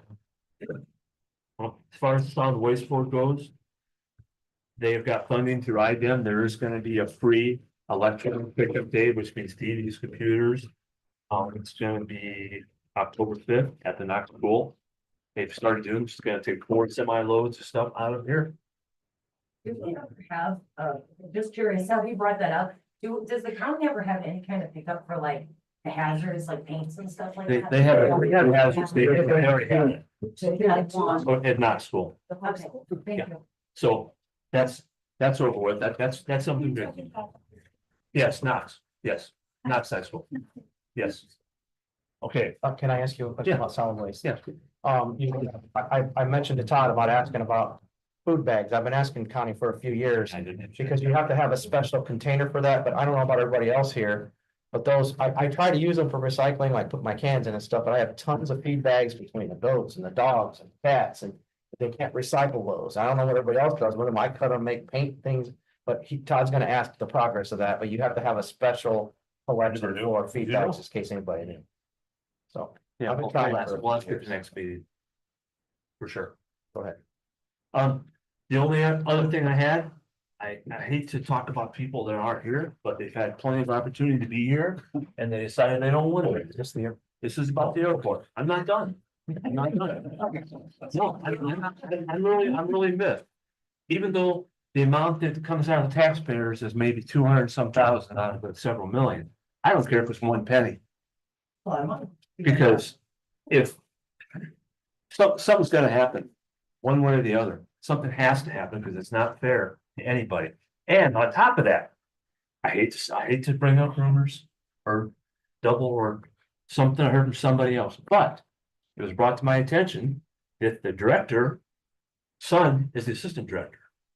If that is the case, there's to be a nepotism problem to me. But I don't know if that's true, and you know why I don't know it's true? Because nobody can. Teresa, can you ask Michael Lane to ask them for a meeting date? So there's gonna be some chance. Does the council mind if I join Todd on that meeting, or would somebody else like to join in my? I'm probably for the council to be involved in things, or the president to be involved in things. Is everybody okay with that? Okay, so I mean, if I'm wrong, and I hope to God I am wrong, but if I'm not, then good for me. You know what, Todd, last year we got into it with Fair Board because we wanted accountability. We got into a big discussion and we had the greatest county fair that we've ever had. It is so simple. There's nothing wrong with diversity. It's so simple. I don't know what else to say. Well, I think I want to make a point too, that with the Fair Board, they're a non-governmental entity. They're their own nonprofit, because some folks had made comments to me about, that we were trying to inject government more into a private entity when it came to the Fair Board. And I think this situation is distinguishable because the airport authority is another government entity. They are. Unless I'm wrong. but No, they are. a They are government entity. taxing- So this is taxing government overseeing government. But they'll argue that they're federal also. Is it? I'm just saying. But we will argue. Just saying that. They're wrong. Right, but the funding comes mostly from federal dollars is what they're gonna say. They're gonna I'm not challenging either of you. Yeah, I know you're not, dude. I'm really mad about it. I'm gonna go through the public, I just said I was gonna go to public. and discuss I have a it. question based on your statement. I'm new to this. I don't understand what your role is compared to what the commissioner's role is. Hard to tell, isn't it? So can someone please tell me that? Because I don't understand. What we did at the beginning of the meeting, which was approving budgets, that is our primary role. It's Okay. we're the fiscal body of the. Okay, but they actually approved the bills. and- They're the administrative body. They look at the claims that are made. We tell them, okay, here, you've got $100,000 for this, and then it's up for them to approve how that $100,000 is spent after we appropriate it. Okay. Then with regard to like ordinance and so ordinances and things like that, are you also involved in that or is that? It just depends, commissioners? it depends, like the ordinance that we have is for us, it's a fiscal ordinance. Okay. But if Now, the it's not commissioners fiscal, might do then- one that's an ordinance for. Internal golf control carts. standards. Yeah. Yeah, Okay, so if it's not fiscally related, you would not be involved in the decision making. No executive or. An example of an ordinance that the prior council passed came up earlier with the sheriff's commissary budget. There are certain things in the Indiana code that allows the sheriff to use their commissary money for certain things.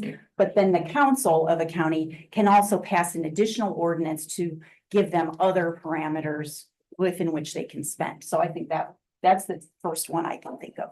but we're also an executive team. So there's 7 of us, there's 3 commissioners. They sit on a lot of boards, they have office hours, they have all these things. Theoretically, we're supposed to be speaking to our constituents on a regular basis as the council, and so we also give feedback to the commissioners, so. I mean, we should communicate with them regularly as well, just to let them know what we've heard or, what, Okay, And commissioners hire all the administrators, like the EMS administrator, county highway garage administrator, commissioners are in charge of the. thank you. I just needed. Yeah, we can't even hire a dog. So what I want to ask you about, I needed a little bit of clarity. I understand. Thank you.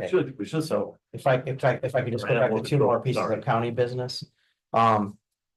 There's a fundraising policy that I wrote a few years back, I think before anybody was on here, but I think Don was on the council then. Trying to find it, because I know that the sheriff's department is gone, but I know they want to start their fundraising again. The opinion, it might have been Marty Lucas then, but I thought it was Justin, but anyways, the opinion was that it was decent, I just took it from other policies and the policy that the state uses, which is very vague. But I'm gonna try to find that and share that. Like I said, if somebody else wants to write one and me not doing all, whatever, that's fine too, but I'm gonna share it again. Cause I know the sheriff's department wants to get back involved in that. The other thing is, it was brought up about an employee appreciation dinner. Which is basically a Christmas party dinner, but I don't think we're allowed to call it that, so we call it employee appreciation. There's a quote before me for $2,297. So I just wanted to see what we paid last year Okay. versus what it would be this year. See, and this is the estimate, 2380 for 140 people. So if we have if we have 130, So, that's it would vary. so I'm gonna make a motion for up to 2380 for employee appreciation party. Somebody would like to second that. I'll second there. Second from Tony. Is there any further discussion? All those in favor, please say aye. Is there any opposed? And just in case anybody's asking, I did not know about this except for being at commissioner meetings and it was just handed to me. I was not like, I'm sorry, it was Discussing approved at the August 5th commissioner meetings. Yeah. Was there? but we first spoke about this tonight. Right. Yes. Yep. So just so that's clear for the council. Last thing, if everyone else is done, I just needed to mention that at the last commissioners meeting I attended, I brought up a lot of stuff about the audit and what my understanding is from reading the statutes and ordinances about the county's responsibility in response to that audit. The county does have a responsibility to take action.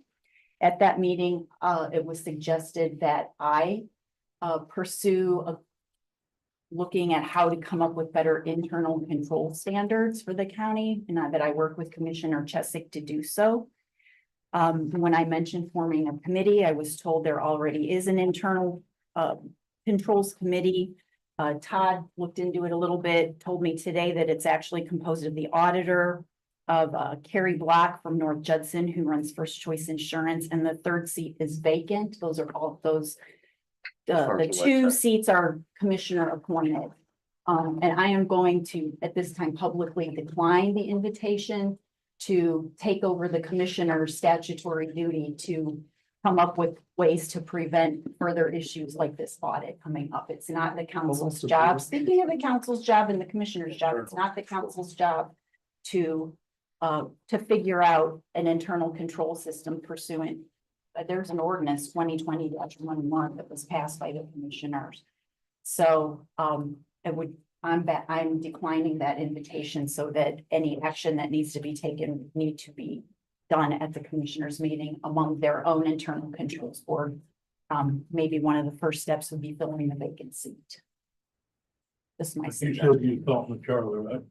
You suggested that I work with Charlie on coming up with internal controls.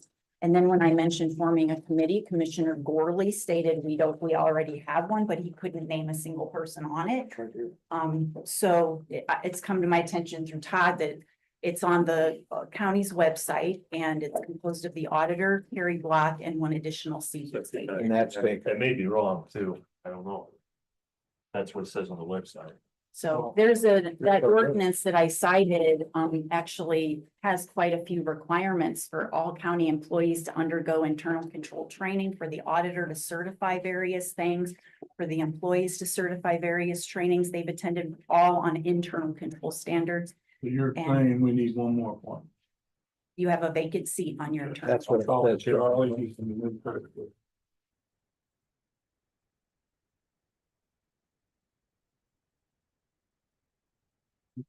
Question to you. Is there, Howard, did you have anything else? No. Bruce? No, I'm done.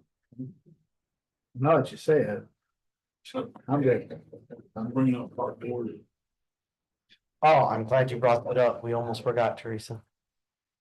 Thank you, Don. Yep. Actually, the other thing is that I got a letter that I sent to the auditor, but we did not get it from the auditor for the meeting. So it didn't come out,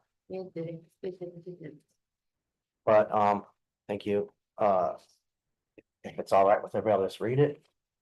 I'm very sorry to have to inform you that I've resigned from the Starke County Park Board upon the conclusion of our meeting this past Tuesday. When I accepted the appointment, I had no idea the superintendent was going to resign, nor did I know my daughter, Amy Flora, would be an applicant for the position. She goes on to say that she's familiar with the laws and things like that. As Amy's mother, I'm so very proud of her and feel her appointment is truly the best interest of the county, but also her mother. I'm disappointed I won't have the opportunity to work side by side with her. Life is all about choices, so I've chosen to resign my board position, but will be happy to volunteer my services as needed. Please extend my gratitude to the council for their faith and support in me. Also, my sincere apologies for such a short tenure. Kathy Norm. Just so everybody understands, normally something like that would come to the president of the board, so that's why I received the letter. So I apologize, but I'm also apologizing you didn't get it forwarded, because it also came to the auditor and normally, but like I said, we're trying to patch it together. So I asked Teresa, with the blessing of the council, that we advertise the position and mention it in the public meeting. And Tom's on the board, so. Yeah, so I think I'm. It's all pointless. So. Whoever So no, I'm not stepping out of my lane. You'll need to send the letter to the auditor. Yeah, And then it's up to the council. but I think the current slat is held by our Republicans, I think. Oh, I'm sorry, you're right. I believe it has to be it's a Republican seat too. Yes, I'm sorry. Thank you for that. Has there been a manager hired out there at the, It's Amy Flora, it's Kathy's daughter, and so that's why Kathy's resigning. So any interested parties should submit a letter of interest to the auditor. Is that Yes. what I'm hearing? Yes. And then it'll come forward your board. Republican, okay. Yeah, because it's a council. Yeah, which I was also gonna let Dave Kesformus know. I talked to Teresa and said it would do that too, just so the party leadership knows too. So, and then you're gonna let the radio, right? Send me letters, come to you. Thank you, Don. Sorry about that. I'm glad you remember. There's a lot of bad odds. My board. Oh, the council. Anything else, Don? No, that's all I had. I'll just start in the back of the room. Are there any hands? That's right. I'm sorry. You did have something in. Not county business, but the feedback thing.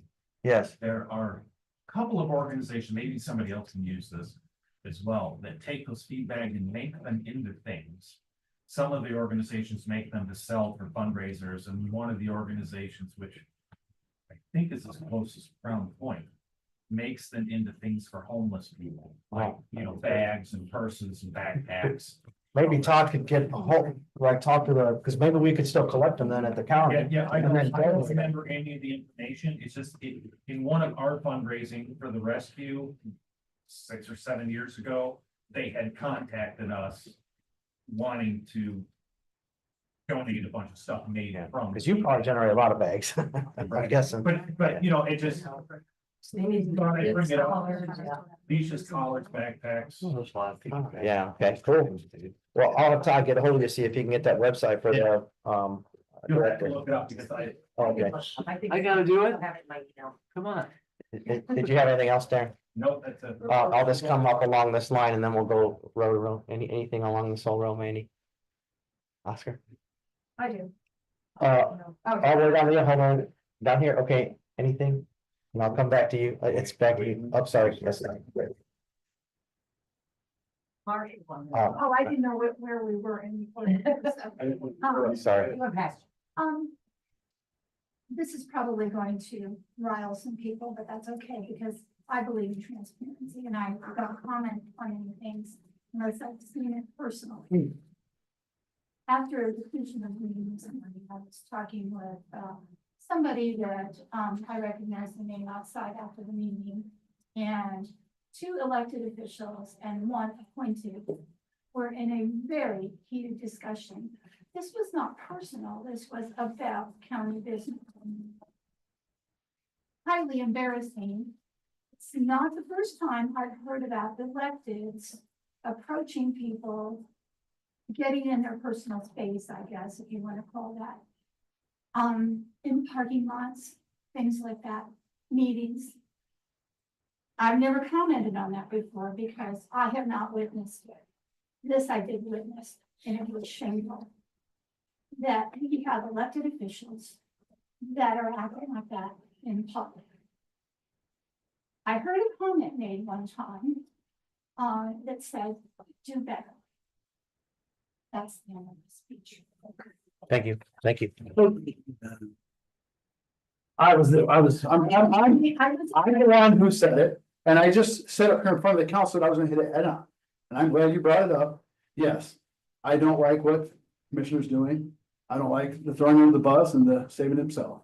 I do apologize from my personal and my council seat. I do apologize, but I did bring it up before the council. Just so everybody's aware, I did, and I'm standing here before you. I apologize to you and the rest of the Starke County. Unless you're going to name names. You don't need any names. I already said I did it, but that's fine. That's enough for me, and that commissioner. I'm going to hit it head on. I'm not going to throw this on anybody else. I did it. And that's how I'm going to do things, and good luck to him. I think you said no earlier, sir. I came across, but did you have anything? No, okay, so, yes, sir. Yeah, going back to this recycling business. I know we have our center here. I really believe in recycling. But one question. What we recycle in our county, does it actually get recycled into usable materials, or is that a falsehood? That's a good question, because I did find out before, a long time ago, we had a different garbage provider that they were just still dumping the stuff in the landfill. It made me crazy. That was when I first started. That's a good question for Todd to look into. I can speak to some of that, and Don could as well, either one of us. What happens with your private trash company? I'm not gonna speak for them. No, I'm not talking about that. I'm pretty, about stuff yeah, I'm pretty sure that probably goes to the same place, but out there, I know that we had just changed the providers who came and got the recycling. And they actually, I think they take it to Elkhart now, I think. Boy, I'm not But- aware of it. But it is separated and it is recycled. What it's made into, that I don't know. I don't know if it's shredded and stockpiled someplace, but it's going to a company that's physically doing it and not going to the landfill. One thing that I'm aware of, although I would have to check now because it's been a few years since I read this, that Indiana doesn't have a single plastic bag recycling facility. They're all in Illinois. So I take my plastic bags to Walmart and put them in their little bin. And I have heard that some disposal companies, if there are plastic bags mixed in the recycling, they will pitch that whole load because they clog up their machinery. So putting plastic bags in there, my public service announcement. All your plastic bags are going to Plastic County into the dump box there. Walmart, If I go over. Illinois. Oh, okay. I've heard that Walmart transports them to Illinois for recycling. Then I think it comes back here by big. Yeah, the Buffalo, right? What's that? Then it's recycled, we use it for our sweet corn. Is that? I spent 26 years as a safety consultant and I had several recycling companies that were my clients that I went to their property. Some companies, they don't dump the whole load, but there will be times where a section of the machinery will get caught and they have to dump that out and they can't put it back through because it just continues to bind machinery. They do separate it. It goes out by glass or aluminum or steel or whatever, as long as it's being taken to those locations. Well, I'm questioning because. That's a you know, great question. By right, you're supposed to take stuff there, you're supposed to wash out the, you know, if it's a can or plastic, you're supposed to clean out all the debris that might be in it. You're right. Not And we everybody do does it. that. Yeah. But if we're not gonna properly land or recycle it, Really doesn't matter. I don't wanna waste my money. I worry about that too. It's a great point. I think, Additionally, some of your plastics can't be recycled, like he was saying, the bags that feed, some plastics can't be recycled. Once they're blown into that, whatever shape they're in. Yeah. In order to melt it down and re-blow it, any impurities will make it almost impossible to reuse some of those, so Make they're resin just not again. usable again. Yeah, well, that's, a cottage cheese container cannot be recycled. So. really? I just bought some today. I use them at home, so I don't put them in there, but I didn't know that. You're the one finally. No, I use them at home to put stuff in. Yes. Yeah, leftovers. List, going back to the stuff that can and cannot be recycled, but do they have a list on their website of the stuff that they do recycle? Well, they should, because I know they have all the different bins that they accept different They're all plastics and everything. identified. Okay. If not, they should. It would be nice. Yeah, if not, they should. It would be nice. That's a good I point. mean, it's a great program if it's managed correctly and it does what it's supposed to do and recycle. Yeah.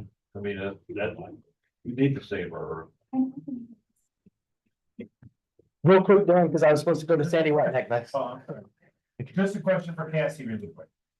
Am I not supposed to have a drawer so full of plastic bags I can't open and close? That's a good question or something to put out there on a meeting. Mrs. Waffle? I'm just gonna come up here because I'm Debbie Waffle. I think most of you know I ran for county commissioner. And I feel like just because I didn't win, that I can't add value to the county. And I feel like I owe respect to the hundreds of people that open their doors to invite me to learn about them and their concerns and their love for the county, and they're just wanting peace. And I think we owe more to all of us than what's happening recently, and I don't mean in this meeting. So because of my position and my membership in this leadership organization, I've set up an event just to get together, not for complaints and concerns, but for personal growth on high road leadership. And I'm basing it on the world's most influential leadership expert, John C. Maxwell. I was just under training with him for 4 days, again, twice this year, bringing people together in a world that divides. And if any leader would like an invitation, I've set up a date and I would like you to come join for a 30-minute presentation about high road leadership. I admit, more recently, I do find it more challenging to stay on the high road because of a lot, I don't have to explain everything, but would anybody like information? You guys are leaders, not just people at this table. Thank you. Been wanting to do this for a long time. Anybody else? Yeah, I'll do it. It Although I- doesn't cost. the When county. I had done the No property cost. holders thing, I think someone complained that it wasn't county business, so I did. This is just, County business either. anybody else? As long as it doesn't interfere with my training. This is not county business, totally personal offer. Anybody else? Candy bars. Is that the last that you had since you're handing that out, Mrs. Walpole? Yes, thank you. Okay, finally. I'll just sit here. If you want to hear me, that's fine. My name is Susan McKendry. My husband and I and sister-in-law and her family have a home on Bass Lake that's been in our family for more than 50 years. My family is actually from Knox. My grandparents lived on Heaton and Water Street, that new house, the house that's been refurbished recently. And my great grandparents also lived here. My daughter is married to a gentleman and they own a farm in the community. Sorry. I think of her name, it just went out of my head in the middle of my future. Mary Beaver came and spoke to the Bass Lake Property Owners Association on Saturday regarding a potential flood damage prevention ordinance that is being put forth in the county. My understanding is that this is a program that the county voluntarily participates in order for residents to be able to be eligible for certain types of flood insurance and emergency services under FEMA. The DNR oversees that as an intermediary and helps direct local communities on how to implement this program. So when Mary came to speak with us, she informed us that there have been changes recently to this plan, which, as she presented it to us, would require the county to permit every pier, boat lift, or any other temporary, what she called structure in the lake or along the lakefront that's not a building. Since then, I wrote to the DNR head water planner, his name is Doug Wagner. They had been communicating and he's kind of been directing her on how to implement this and how to guide the commissioners and the planning commission on what they're doing. Needless to say, this information was not well received at the lake. Many homeowners were concerned about how this would be implemented, if this would hold up putting in the piers and shore stations on an annual basis, because we weren't informed whether this was a one-time thing or if it was gonna have to be done every year. Initially, we were told that it was potentially gonna be something that was every year.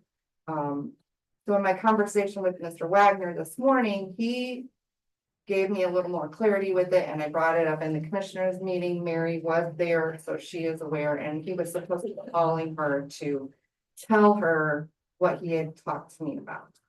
So his interpretation of this, as said to me, was that this would be a one-time recording of the already existing piers and shore stations on the lake. Just so that they're aware that they're there and they know what is being done with the shoreline, that is not a seawall or any kind of protective barrier for the shoreline. It is not intended to be an annual permitting process. The homeowners would have to be required every year to resubmit and get a permit, like you have to pay for a boat license or anything like that. And it's not really intended to be a permit even initially, it's just supposed to be a recording of those existing things. Any new piers, any new boat lifts, any changes to the existing ones are supposed to be permitted. And I'm not sure how they're gonna go about doing that, which is what the commissioners have to figure out. Just in case there's changes that would affect flooding issues. So I just wanted you to be aware that this is something that they're working on, and I'm not sure what your involvement will be with that, but it is what's going on, at least in that community. And it will also affect residents who are in Coops Lake. Did anybody discuss with you guys that this whole idea didn't come from within the county, that it's actually a state mandate? I understand that, but the way that it's being interpreted and the way it's being passed down to the county, I think there was a misunderstanding in that intent. It wasn't supposed to be, from what I was told today, it was not supposed to be a permitting for already existing structures. So already, and even I could argue that a pier and a boat lift are personal property, they're not a structure. But they're telling me that they consider those structures fine. You're talking about a removable pier though, not a. Correct. permanent, I'm right? not But it just so I was, yeah, I just wanted to make that point. Mark with a permanent filing. I'm talking about, you put it in, you auger it, or you put it in. Ours is freestanding. It's Because not they are auger. including seawalls and some other things too Correct. that are more permanent. For any permanent structure, and I completely understand why the whole flooding, I worked for 26 years in property and casualty. So I understand like why we need these plans for emergency and FEMA and so forth. So we want you to be aware this is going on, that the residents are very upset about yet another thing being put out in that area that possibly could be construed as another revenue stream for the county that may not be necessary because it's being miscommunicated. And So Howard's, Justin's already. Howard's on the planning commission though, so he may have some knowledge to. You have to be at the planning Sorry. committee. No, I was just thinking maybe he might be able to speak to you about that. Is all. Because what happens a lot with new statutes, and me being a lawyer, I see this every day, is this new law comes out and the legislature tries to make it as specific as they can, but ultimately you can never make every single word perfectly black and white.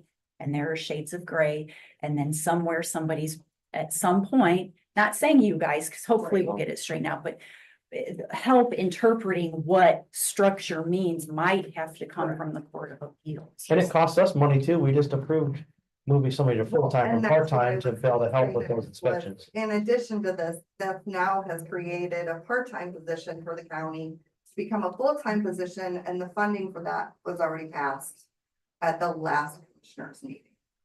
Not this morning, but the prior one. Right. So I think we kind of put the cart before the horse, not understanding really what all. That part-time position was needed for years, so it's not. Right, I understand the Right. part-time, but I didn't know how much She had of been that was asking. being Well, that's why I mentioned. it's projected it's as in part your- of the work that might be involved with literally doing 400 piers and maybe 800 boat lifts just on Bass Lake. Well, I know Mary she had talked to me over a year ago about upping that from part-time to full-time, Okay, way it's just- before this statute, or it was probably still a twinkle in some senator's eye or something. What is the permitting benefit? As far as the homeowner, so they're just not learning all this, they're talking to DNR. I guess They're not changing anything. I've lived here all my life.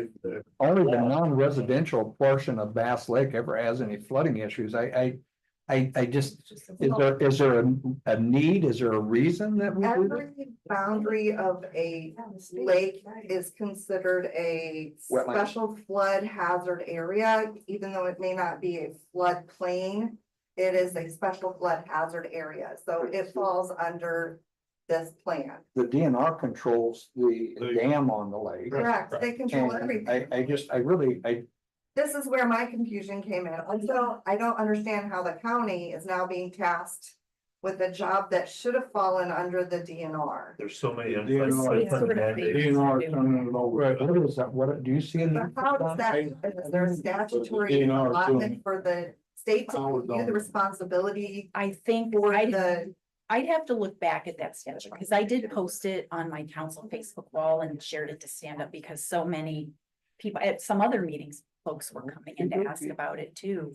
And I don't remember that particular portion where it says each county shall do this, but usually in these kinds of statutes, there is a separate section that then delegates. Like actually, like with this internal control thing that I was talking about, that's a really good analogy to where they say, okay, we're gonna put out the State Board of Accounts internal control manual. And then the counties are expected to adopt it and then take all of these steps and spend money to ensure compliance. So sort of, I think, not to make excuses, but they do put a lot of mandates that end up costing local entities the money, and then they just. It's not set in stone yet. No, that's, it's not. We wanted to have this conversation, I wanted to have this conversation I was- before it gets to the point Man, where I was things on been done and the we didn't really understand what was going on. board, Charlie's on the board, and Mary was there this morning. Yes, and I've spoken with Mary. Thank you very much for enlightening us on what you just said. We had a planning commission meeting last week. And what I think, to be quite honest, I don't think the state knows what they're doing right now, okay? So, and yeah, and forgive us, until the state knows what they're doing. We don't know what we're doing, and it was brought up, we do, I'm speaking as a planning commission, I think I can speak for the majority of the board. I'm certainly speaking for myself.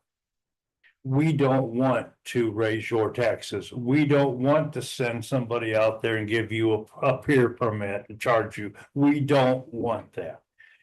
And for what we're finding out a little bit by little bit, Mary can answer it clear, that I don't think that's gonna happen. I don't think. I'm not promising that, but I don't think that's the state's intentions. Again, we don't know for sure. What I've kind of been enlightened, we thought that possibly private peers would be exempt. And again, this is just something that's on the buzz out there, that private peers would be exempt. It would be community owned, like bull showers, collective peers possibly involved in this. Don't know that for sure, but that's what they're Required to be licensed. right. So Individually now. right, so as the representative of the planning commission, we're in that figuring out stage. Because the state of Indiana, the DNR is not being completely clear with us. But we do not want to come out and permit 400 peers. That was something, right, that is something that the Starke County government, I'm speaking for myself again, but I think I can speak for the majority. We do not want to expand government to involve your peers. And anything we can do as a planning commission to stop that. I will support stopping it, okay? So I think it's great that so many residents have been coming out about that too. And I think something that's important is for you guys to keep doing that too. So that you can hear from Howard, who's on the commission, saying, we are still in the figuring out stage. And then so that I think it'll increase that chance of you guys having input while they're on the figuring out stage. So, maybe encourage people, to come to the meetings with you. I'm on the HOA board there, and I just came here to get more information on it. Wasn't here to complain, just to get more information, because Mary was kind enough to come out. She didn't have a lot of answers.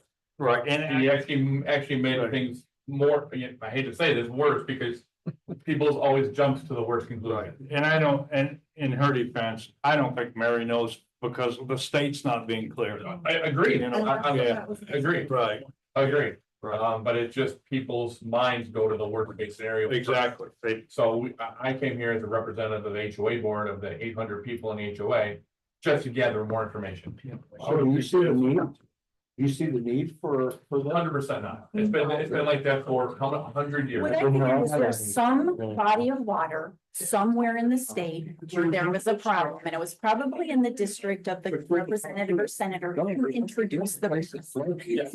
So then we're being punished because some property owner. I understand, but it's another thing bureaucracy that. It is. Can we take two more comments or? I just have a After Howard's question on done? the subject. Yeah. When a pier is permitted, does that require the pier to be inspected? Yes, under this plan, it would require it to be inspected. So, I mean, do we have someone qualified to properly inspect a pier, even though you hired one? But I'm just thinking about the potential liability to the county. That someone goes out there, someone goes out there and inspects a pier. Well, not as fast like we got Coonville. They claim it passes, so the next day there's here, he gets injured, is that how the liability upon the county? It's more of less not for the safety of the pier, it's how deep the water is and how far out the pier goes. It's not the structure of the pier itself. It's how the pier situated in the land itself that it's on. Because this is for flood prevention. I would suggest you guys start going to the planning commission meeting. Is that what you were gonna say? You're gonna hear about it quicker than we. Oh, okay. This Tom, I would just like to agree with what Howard said, because when I asked the question at the last planning commission meeting, the head of the planning commission said, right now, this issue is as clear as mud. Right. Like Howard said, current permits are required for cruise piers, marina piers, and piers put in riparian rights other than. So that's the permitting process the state has right now. They don't require. And that goes through the DNR. So like Don said, I would go to the plan commission meetings. That's where it's gonna start. And that's who we have on the lake looking at our piers. Lies, the DNR is out there all the time. The big our dredge line is like something that they feel is not safe and it's over the water. They have the right to. They're just remaining as length. Oh, my goodness. Yeah, well, you put the piers on the beach, so, yeah. Yeah. Me too. So, is there anything else, sir? Did you have anything else? I helped you. Sandy, did you? Last call. Oscar, I know you're hungry. Yeah. I am too. I am too. I'm looking for a motion to adjourn. Move to close. Howard beat you, but can we keep second? All those in favor, aye. Is there any opposed? How was that Maxine?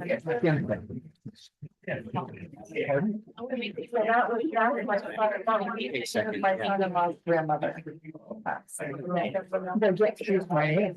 never, my mother and Aunt Maxine.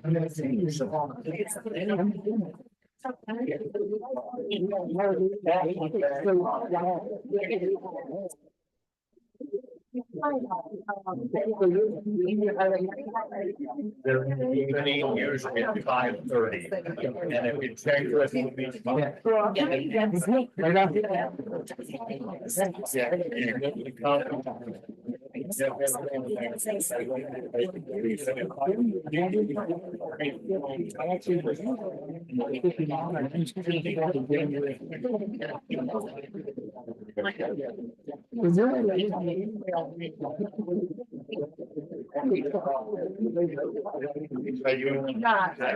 You guys.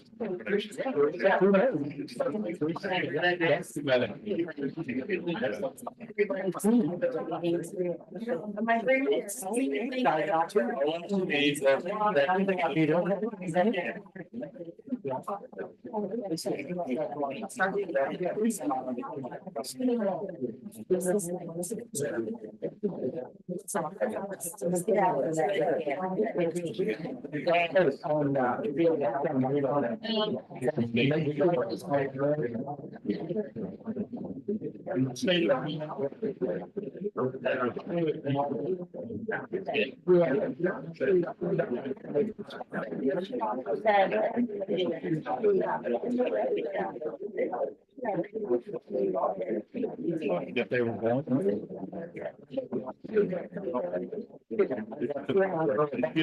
I'll be your member that.